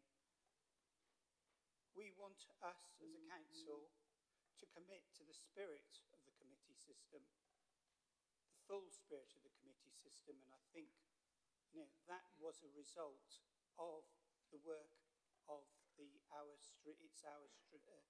City campaign, which came out of this debacle.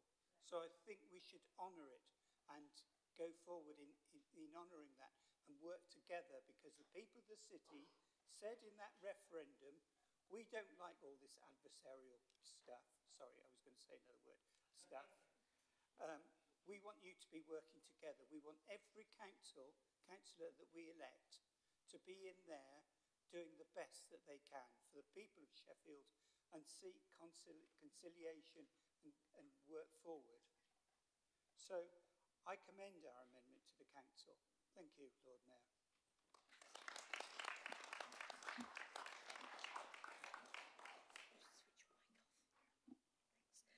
Can I just ask for clarification? You said Bob Kerslake, and I think it might have been John Mothersole. I don't want us to name Bob if it wasn't him. Can somebody who was a councillor way back then? It was still Bob. Okay. Apologies, Bernard. I wanted to thank you. Right. So we've had those proposals. Can I now call upon Councillor Shafak Mohammed to move amendment number 2, and you can speak for up to 2 minutes. Thank you, Lord Mayor, and more importantly, thank you to the members of the public who came here today to actually take part.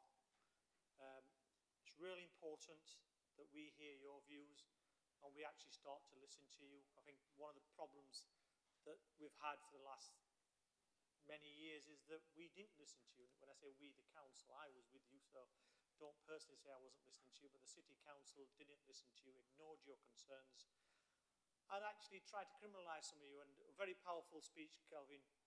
It really is heartfelt, and I really hope that the council does listen to what you've said and actually does what you've asked for, because we have to. We owe you that apology. The fact that we were trying to criminalise our own citizens shows how out of touch this council became.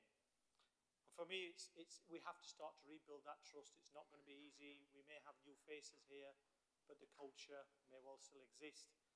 And some people are blaming the cabinet system. For me, this could happen under any governance system. When a group of councillors decide they know best, they start to jeer and sneer at people, and that's what we saw, or to eject opposition out of this council and then to shout at people who were in solidarity with Alison, because that's what I was subjected to, was totally out of order. And I think people have to go and think. Some of the colleagues across there will no doubt have to think about, could they have done more to rein in the excesses of the top table that clearly is not here today. And some of them are gone. And my view is that, can some of those people change and rebuild trust? And it's my fundamental view that some of them, in my opinion, have lost that trust. And rather than just stepping down from positions on that top table, maybe actually vacate this hall and other civic roles they have to let this city have a new start. It's going to be really difficult for you. I absolutely understand it. But how much, we've got to rebuild that trust. And it's the same people that made the mistakes, because let's be clear, we just had a set of elections where the Labour Party wanted outright control and talked about trust and transparency. Then I hear from a senior Labour councillor that 10, 12 days before the election, they knew they were in special measures. Therefore, where's that openness and transparency? You guys know this more than me. You need to go and sort this out. Because I really feel for you today, it's really difficult. It really is what's happening, and you've got to go away as a group whenever you're going to meet and sort some of this out, because the city deserves not only a strong group that's in administration, but also in opposition. Whichever way it's going to fall, I don't know. We may end up with a coalition of some sorts, 2 or 3 parties, but we've got to take the city forward. So please, I feel for you today, but we do need you to be on board and actually start putting some of those rights, those wrongs that were, done to people of Sheffield.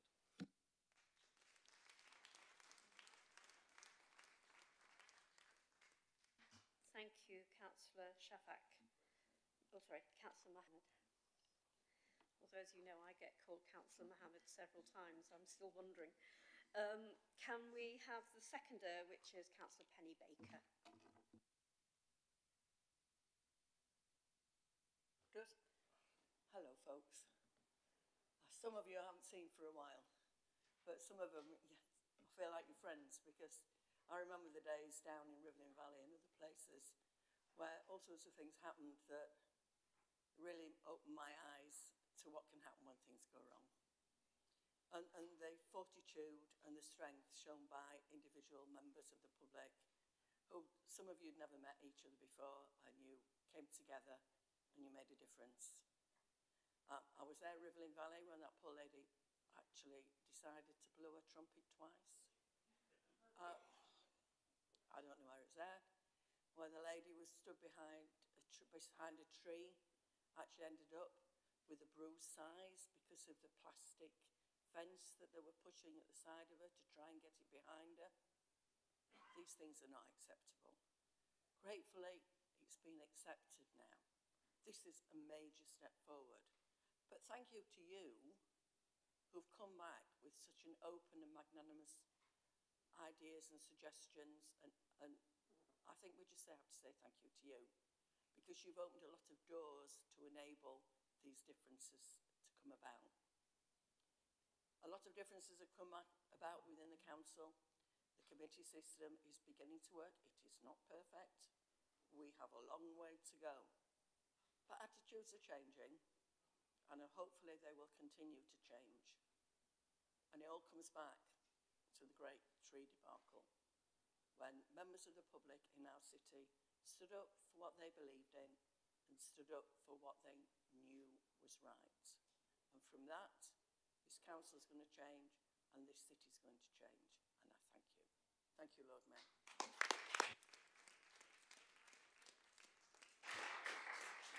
Okay, we're now open to open debate. Can I have an indication, apart from Tim, who I've already got, about who? Oh my goodness me. Okay. Right. Just bear with me. What? No, keep your hands up while I get some names. Sorry.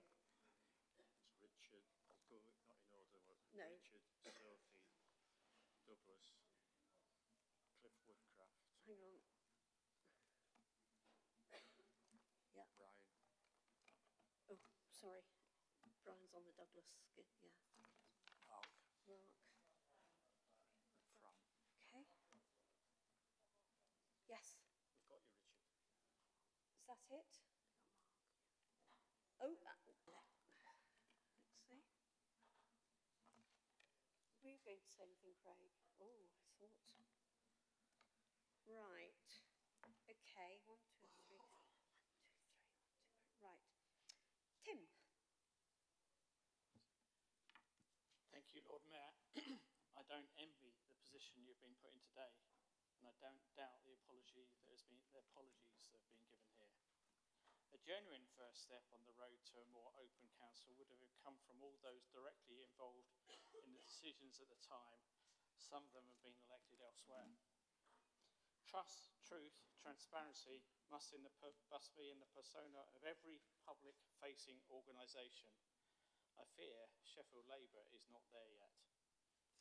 I'd hoped when Councillors Perec and Milson were busy bringing in many of their fellow councillors to Crooks this last 2 months, that the monument to the success of the tree campaigners, the Western Road trees that are still standing today because of their campaign, I hope that they were brought in, the councillors that is, were brought in there to reflect on what happens when a council fails to listen, is not open and dealing honestly with the public.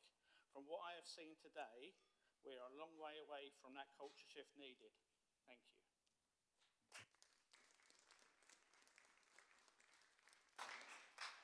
Thank you, Tim. Douglas. Well, thank you, Lord Mayor. I just wanted to reflect on the fact I asked Councillor Little if he'd speak on this because Bernard was in the council chamber here as one of the, the only two voices of opposition back in 2006. When I spoke at the Strategy and Resources Committee earlier in the year, I talked about the small voices that were speaking up because, of course, the points that Sir Mark Lowcock made is none of this was inevitable.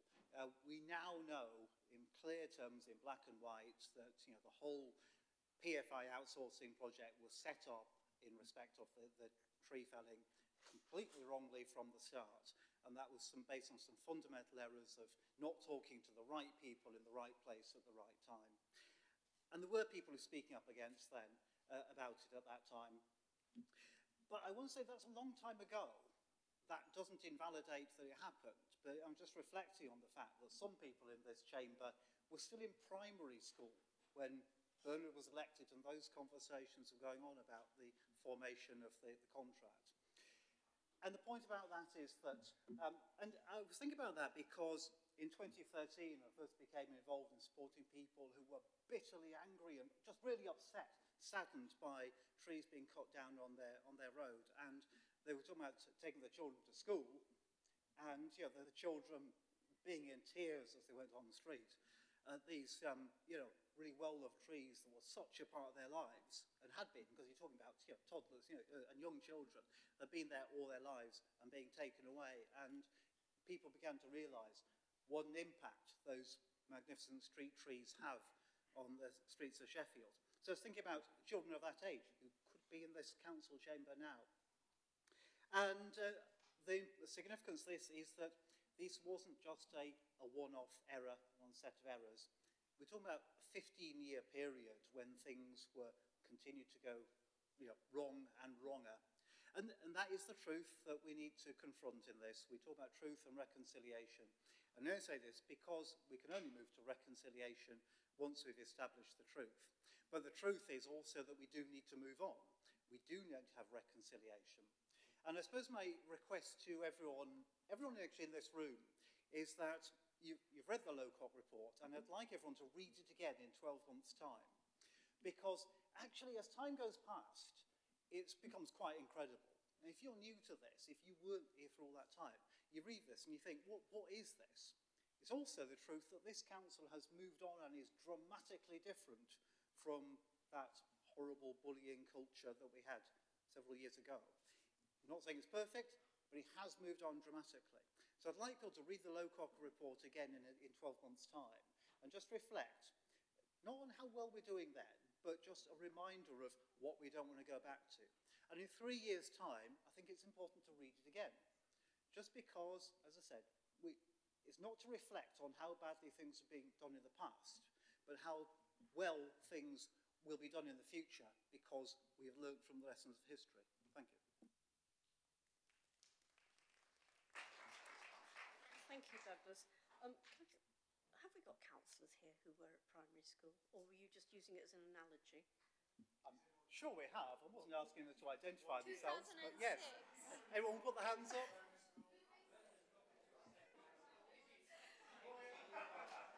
Sorry, I'm sorry. Brian, I don't believe that, but other people I do. Right.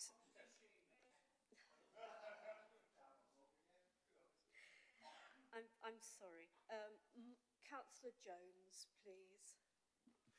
Thank you, Chair. And I'm informed that Councillor Havey is 23, so he probably was in primary school in 2010. So you're right, Douglas. I'd also like to echo some of the elements that Councillor Johnson has said there, in so much that as I've looked through this report, even if you look at the timeline now, under 22, it said that we moved the Street Tree Partnership into the final version. Within this document itself, we're making errors still that we made. The Street Tree Partnership is not a final version. When it was set up, when we took it through committee, when we took it through cabinet, it was a working policy. The reason it was a working policy was a deliberate thought from us at the time to say that we will never say that we've got everything right. We will never say that things are perfect, and we will always review and reflect on what we are doing, regardless of what contracts or policies they are. Because when we say that it's as good as it can be and it can never change, that's when we start making a rock for ourselves that we will be crucified on, because we'll go back to defending the indefensible. We must never do that. So even within this report, in the in the street tree strategy that we currently have, that must be constantly reviewed, because that is symptomatic, and that came out of this process. That came out of the learning that came from up on the balconies and others. We can never be so complacent as to think we've ever got it right. We must always look to be better and assume that we can always be better. And I welcome the conciliatory talks and the voices from many within this chamber. We will need to make peace.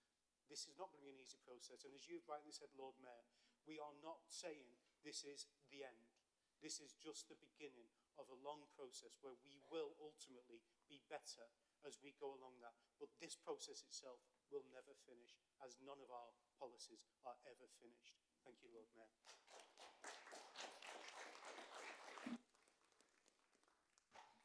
Thank you, Councillor Jones. Next off is Richard Shaw. Thank you, Lord Mayor.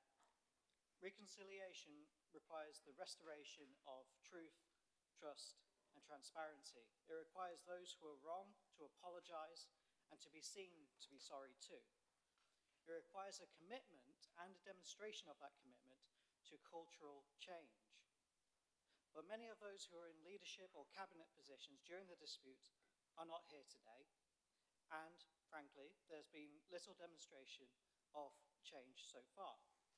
For example, Labour deselected their initial candidate for Broomhill and Sharrow Vale, apparently due to comments they made calling for greater reform within the council. The supposedly independent chair of the Independent Tree Panel endorsed a Labour candidate at the last election. Labour councillors, apart from Councillor Jones so far, have today have sat sheepishly in silence, most not even politely clapping members of the public who have come here to ask questions. I want to hear from Labour councillors about how they will affect change within their group and within this council. But Lord Mayor, as they've been nationalised, maybe we should wait to hear from Keir Starmer instead. Thank you, Lord Mayor.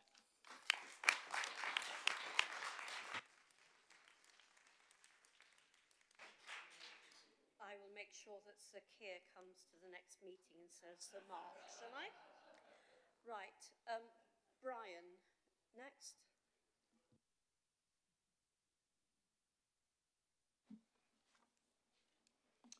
Indeed. How are Labour councillors going to implement the report? How are they going to respond to this? So Mark Lowcock referred to the depth and gravity of the report. That's depth and gravity. So how far does it go? I find there is some acceptance from some people. However, how deep and wide is this? Is this a glossed over surface concern? Is it being confined to a few and not the many in the Labour group? How far does Sheffield Labour Party, its councillors, officials and members get the report? I'd love to know. I'm concerned that the Sir Mark Lowcock report is referred to as the tree report. It is not just a tree report, it's a report into council procedures. It's culture of decision-making, poor decision-making, that was limited to a few at the top table. The tree campaign led me personally to support that campaign against the Heritage of the Western Road memorial trees and to campaign in support of It's Our City. A fabulous campaign. Congratulations. I'm pleased to say that this has now happened. We have a committee system. And I have now been elected and a part of this. So I've got to be good.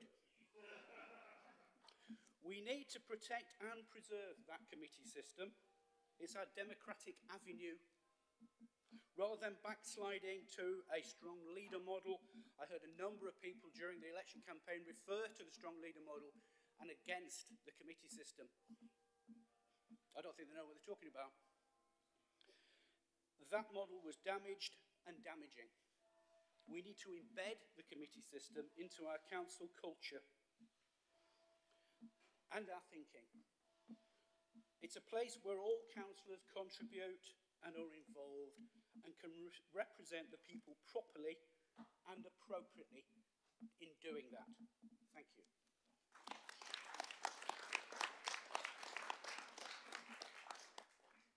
It was good to hear from one of my constituents. Thank you, Brian.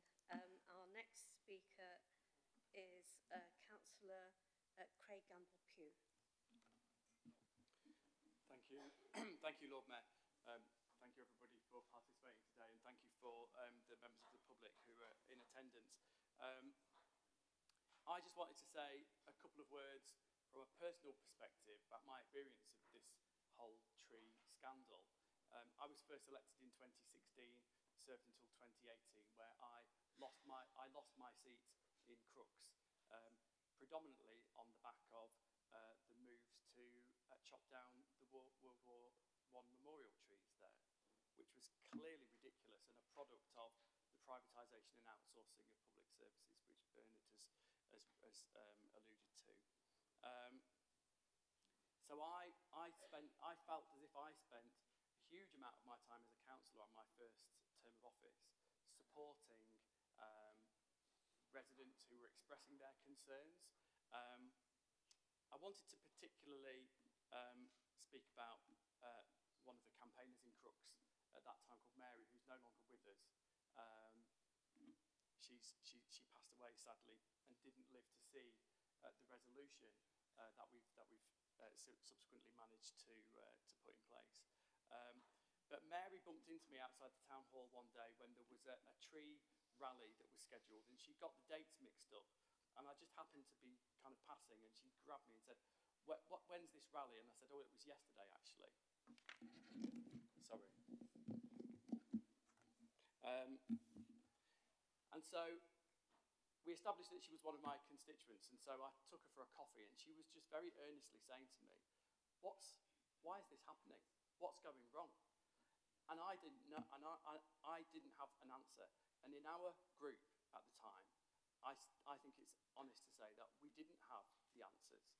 And I think it's hugely important that we've now got the answers laid bare in Sir Mark Lowcock's report. It gives us the opportunity to have the truth set out in all its shocking awfulness, so that we can now begin to move on and reconcile.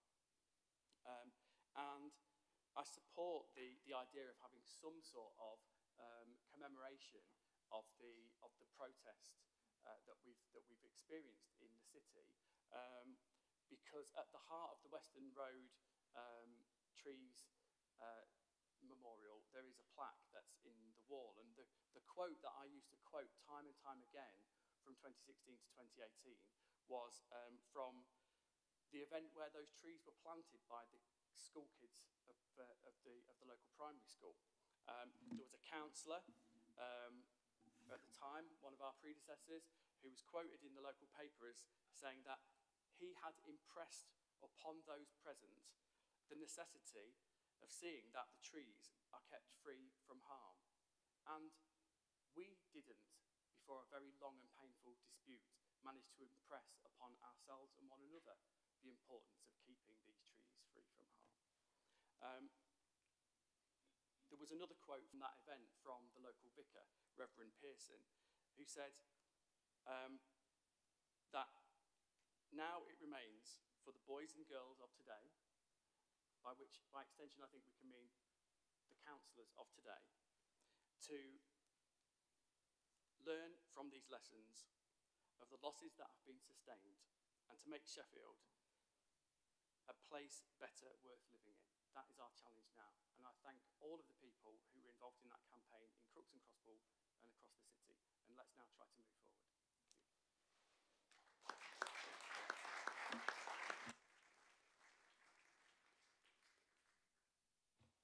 Thank you, Councillor. Our next speaker is Sophie. Sorry, not you, Sophie. Thank you, Lord Mayor. The Lowcock report emphasises that a large-scale cultural change is needed, and yet here we are today We were set to have discussions between ourselves, behind closed doors, not webcast to the public, and under Chatham House rules, and the irony of that is not lost on me. But discussions in breakout rooms or not, the street trees dispute is a stain on our local history, and as an elected member of this chamber, if I was to be found to have misled the courts, misled the public, and bullied and misled the public, and misled the council, I would do the decent thing and have the integrity to resign from public office. And yet it seems... and yet it seems like the former council leader, Labour councillor Terry Fox, had to be dragged kicking and screaming to do so. But simply a change of face for Labour as the largest party in this chamber, hand-selected by unelected bureaucrats in London Labour HQ since their takeover, that doesn't change the fact that we still have people in this chamber today who were directly involved, and, for example, signed public statements saying that the protests had much to do with protecting people's house prices in leafy suburbs. Absolutely disgraceful, I agree. Which is a clear attempt to undermine members of the public, discredit them by virtue of where they live, and paint them as selfish. Now, whilst these members for Darnall have had years to correct the record, and I'm not sure how far an apology would wash today, those who signed up to that and supported it across the board should now play a role in rebuilding trust in our city. And if we want to restore that trust and integrity to local politics, as our Chief Executive Kate Joseph said earlier today, that we can't just pay lip service, that we have to live those values. And exonerating the protesters that were convicted would be a bloody good start. Thank you.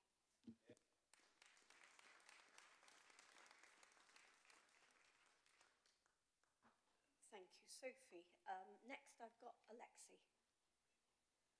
Thank you, Lord Mayor. Firstly, I want to thank all the campaigners and members of the public that have come here today. I know that it can't have been easy to engage with this. I know the pain that a lot of people have been through. I also want to thank you, Lord Mayor, for the way that you've chaired this very difficult meeting. It has been very challenging. I also did want to ask some questions of the Cabinet members that are not here today.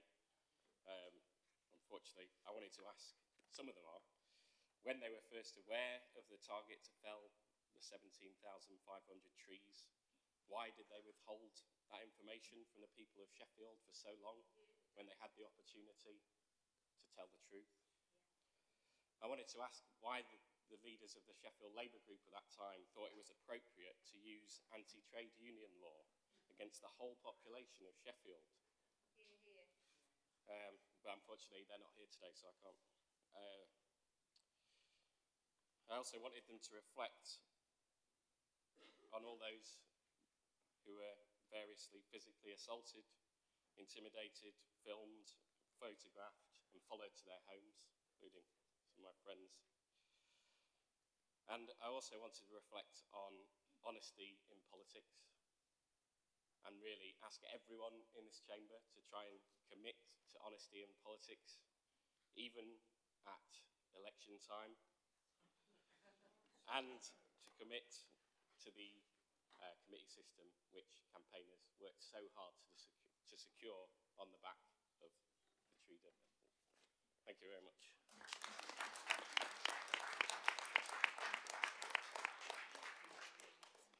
And I'm hoping we're all going to commit to a dialogue with each other. Right. My next speaker is Councillor Fran Belbin. Thank you, Lord Mayor, and thank you to the people who have come in the public gallery today. I want to give you a formal apology on behalf of the Labour Group for the way that we as a group behaved during this. It's not enough just to have an apology from the council services, and so I am offering that to you today. People hear me okay?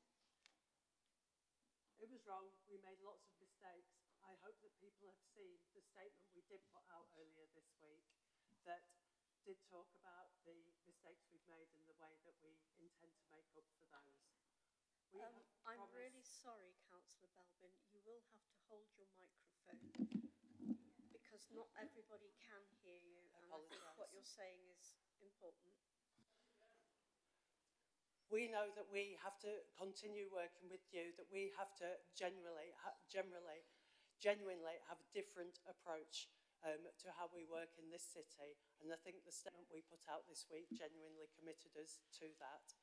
I want to thank you, Lord Mayor, for what I know was also a deeply felt attempt to start that dialogue today in terms of having those discussions around a round table.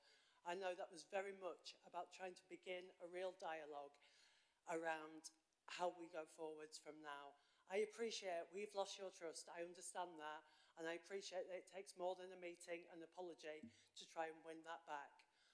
But we do have to have a dialogue at some point, and we do have to start talking at some point, not just because it's important to get over the mistakes of the past, but we need your voices in understanding whether we are accountable in the future. We need to hear the voices of our public, not just in the gallery today, but the wider public as well, around, are we actually being accountable to you? Are we being transparent?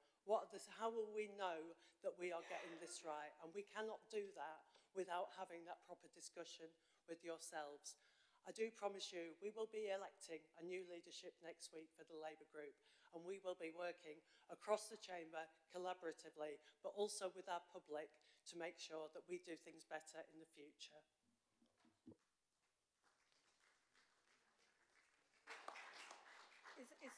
Is this a point of clarification? Because this is a councillors' debate.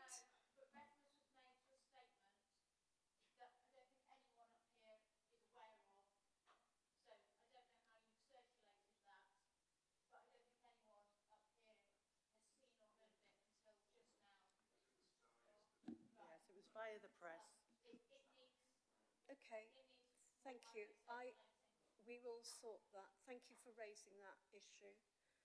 Right.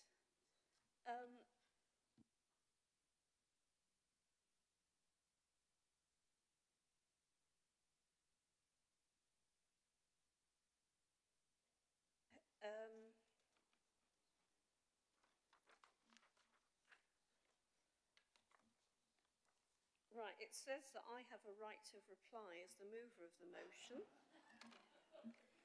So I am formally moving my right of reply. I'm now going to move to the vote on amendment number 1 as moved by Councillor Paul Turpin, which will be conducted using the electronic voting system unless we have unanimous support for the amendment. Is amendment number 1 agreed? I will take silence as the affirmation of the meeting. Lord Mayor, in voting for, we will be voting against clause, and I've disappeared from my screen. It's the one about it. Yeah, clause 7. We're going to be voting against clause 7 in voting for. Okay, in which case we will go to an electronic vote. For the benefit of people in the gallery, that's the one that blames it on the cabinet system. I think that we think it's a cultural problem that could exist under any system. Oh, hang on. Let's have one voice, and it's mine. So, sorry, Councillor Mazza Iqbal. Thank you, Lord Mayor. I've been sharing a mic because we haven't sat at the top of the table. We've only got one mic, so we'll... You're 16 audio. I recognise you. Oh. It's just that how we're going to vote. If it's an electronic vote, we'll all need a separate mic, I think. Okay. So can we just make sure in that case, sorry, what Councillor Iqbal said was that he doesn't appear to have a vote at the moment. Can I make sure that everybody is sitting in a place where they are able to vote and have their own microphone? He can. Will somebody help him? Councillor Dale, are you trying to attract my attention? No. Okay.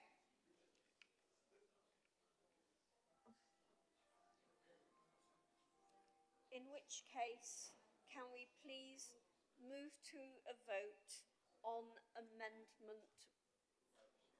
Nope, hang on, it's Councillor. So sorry. Okay, but if you can, you can. Okay, troops.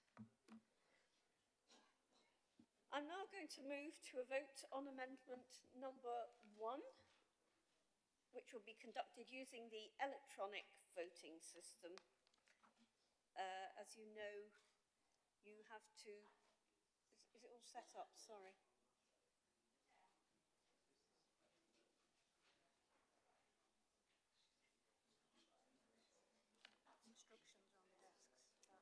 Right. There are instructions on the desks for new members and for those of us like me who have forgotten and are hoping somebody will nudge them. Who's calling me now? Sorry.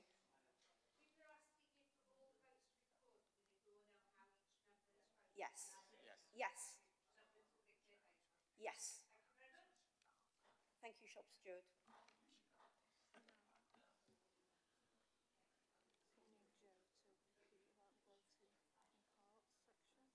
Right. Joe, which part are you voting against? Sorry, not you, your group. We're voting against clause 7. In voting for the amendment, we're voting against clause 7, the one that begins noting the streets ahead contract. Okay. Sophie. Thank you. In voting for, I'm abstaining on 7. Thank you. I've got that.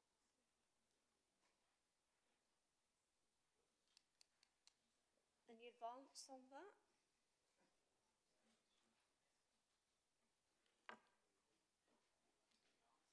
Sorry? There will be on the second one. Yeah, no. Right. Are we, sorry, ready to go?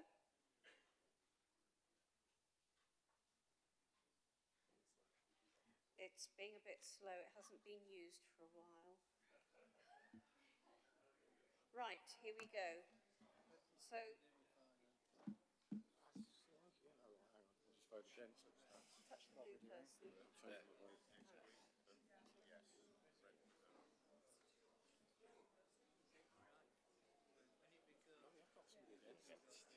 You press the little person and then press for the vote of your choice. Have all new members got somebody kind to help them?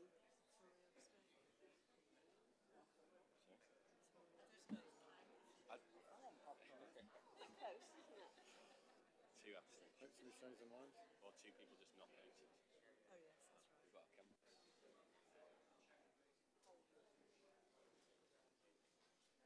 Oh. So, how many of them over? Top desk. They're all here, 29 of us. 29? Are you all here? Yeah. 29. Okay, so it's carried and that against parts is lost. Yeah. Right, has everybody voted? How many people? Sorry? Yeah. Sorry, yes, thank you. Okay, one person hasn't voted. He gets 7. Didn't you know that?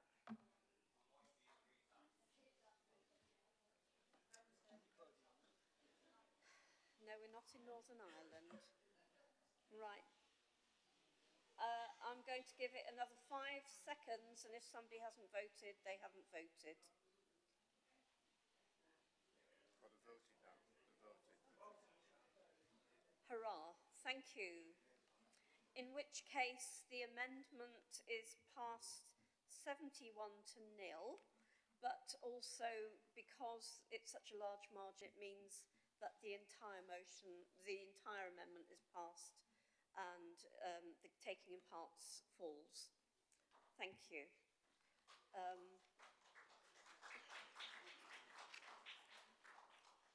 I'm now going to move to the vote on Amendment 2, which is moved by Councillor Shafak Mohammed, and that will be conducted using the electronic voting system unless we have unanimous support for the amendment. Lord Mayor, in supporting this amendment, we will be voting against part 7. Okay, so we are going to have to vote again. Whoops, Sophie? Same.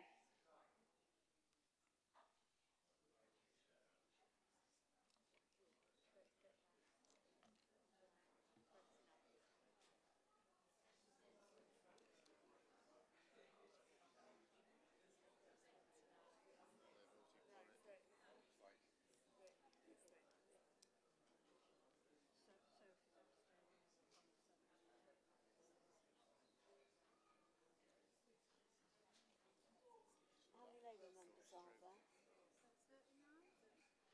No, here. No. How many?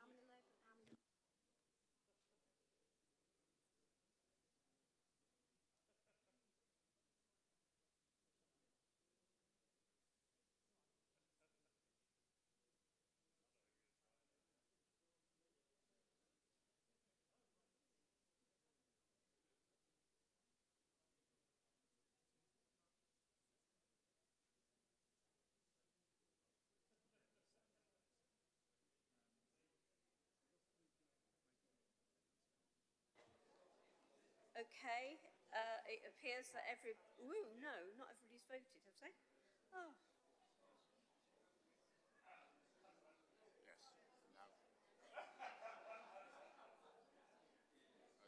Okay, and as 71 people have voted for that amendment, the proposal for the taking in parts falls as well, so that is passed. Okay, thank you everybody. So we now have a substantive motion. Can I take it that everybody is agreeing with that? I'll take silence as affirmation. Councillor Belbin? Lord Mayor, in supporting the motion, we'll continue to be voting against the point 7 in the Lib Dem amendment.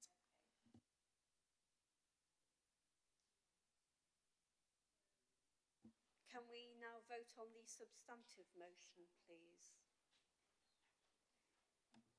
Oh, Sophie? Okay, right.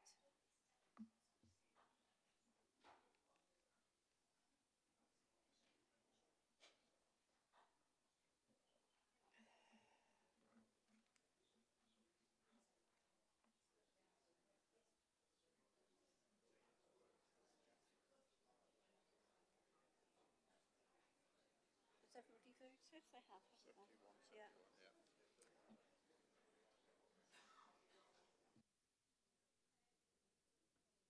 Okay, thank you. The substantive motion is passed in its entirety. Thank you, members.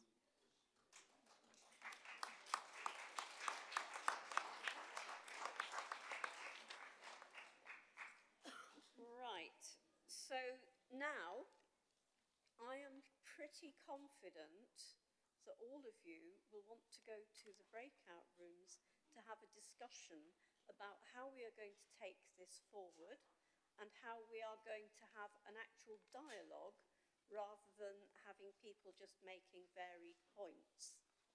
So the offer is still there for members, all members, to come to actually go through the recommendations from the Lowcock report and have a proper discussion about it. Thank you all.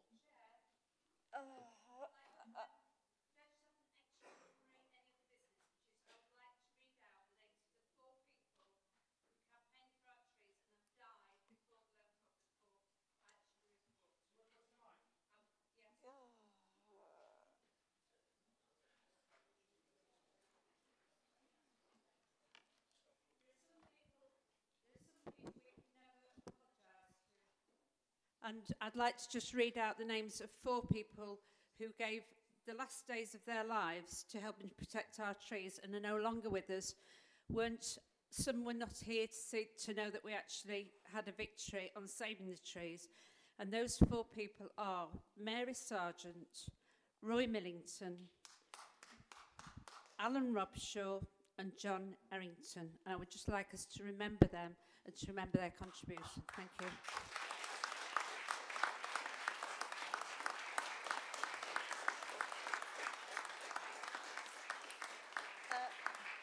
Well, can I just confirm that those names have been taken for the minutes?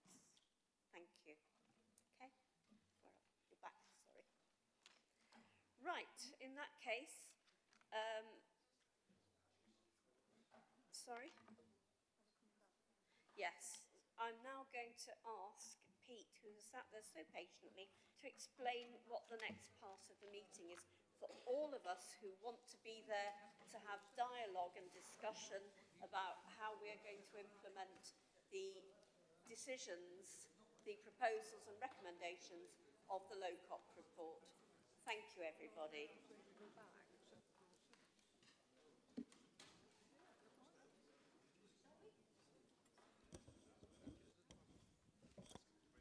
Can you hear me? Brilliant.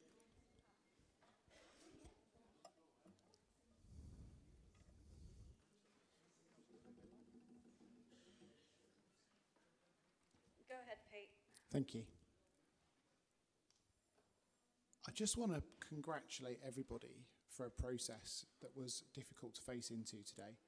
Words like respectful, debate, reconciliation, recovery, moving forward, progress over perfection really strikes me. And everyone taking collective responsibility. The process that we designed in advance of today clearly didn't unfold the way that anyone thought it would. And that's the nature of collaboration. It's the nature of coming together. What I've learned through my work in facilitating literally hundreds of thousands of people over the years is that true discussion, collaboration and partnership is the sort of thing, that the sort of stuff that Sir Mark talks about is actually really hard. It's confronting, it's ugly at times. But you know what, if you go into it with the best of intentions, an open mind, an open heart and true kindness, really utterly brilliant things can come out of it. And if anything I've seen in this room today, I've seen a lot of people committed to the practice of collaboration. Some feel like others are more so and others less so, but you know what? I think there's nothing but commitment here. And I've got this kind of like process that we designed before. It's a little different now, but I'd really love to invite you to a room down the corridor where we'll get to look at some of the recommendations that have been put on the table by Sir Mark and ask ourselves 3 things. 1, what do these recommendations really mean to us? 2, what might the future look like if we actually get these things right? If we actually step up and take these things on, what will good look like in the next 12, 24 months? And lastly, you know, what steps might you want to take to show that we're on the path to success? And some of you are going to feel really comfortable walking into a room like that with open hearts, open minds, wanting that conversation. And some of you are just not going to feel ready for it, not going to feel like you've got the trust there yet. What I encourage you to do is be brave. I encourage you to come and join in. No pressure, no judgment. Just come in and let's just enjoy a bit of time together where we can actually look forward and say, how are we going to come together to respond to these recommendations? And I really, you know, it's the end of the day. We might not want to do it. Some of us are really tired. I'm energised by today. And Sinead, sorry, forgive me, Lord Mayor, your last session, what a session. You put something out here to do something differently, and congratulations to you and all your service to everybody.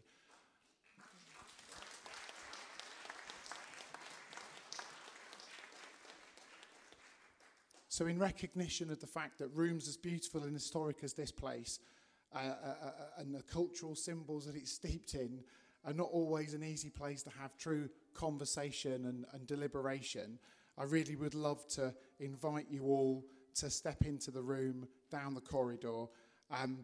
And I'll be asking you to create a safe space for each other, invite you to bring open minds, open hearts for a great conversation.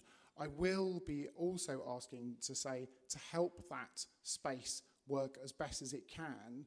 I'd really, really like everyone to embrace the Chatham House rule. And what I'm saying by this is that the session can be reported, but individuals will not be named in quotes, so we can have that extra level of safety where we can sit there and just say, hey, right now, here's my opinion on this. And it's not fully formed. It's the beginning of a conversation. It will mean that we can't film or record that at the moment. And some of you might not feel happy about that. Shoot me, I'm the messenger. I really feel that there's an opportunity to get the process started. It's your city, and it's your opportunity here to say how we're really going to feed the committee structure going forward and the actions going forward. And we've got a few minutes, an hour, maybe more if you want it, to do that now. And if you don't want to join, no problem too. So, Lord Mayor, may I pass back to you to formally bring this to a close and formally invite everyone to the reception rooms. We have guides to take people down as well. Thank you. The mic's working now. Oh, it is, if I hold it. Right. I would like people to accept that invitation. I would also remind everybody that we're back here this time next week when the lovely Colin gets to be our new Lord Mayor, and I'd like to thank him for his support this year, and also to the Lady Mayoress who has been here for a lot of the meeting, just watching what we've been doing. So with that, I'll bring the meeting formally to a close.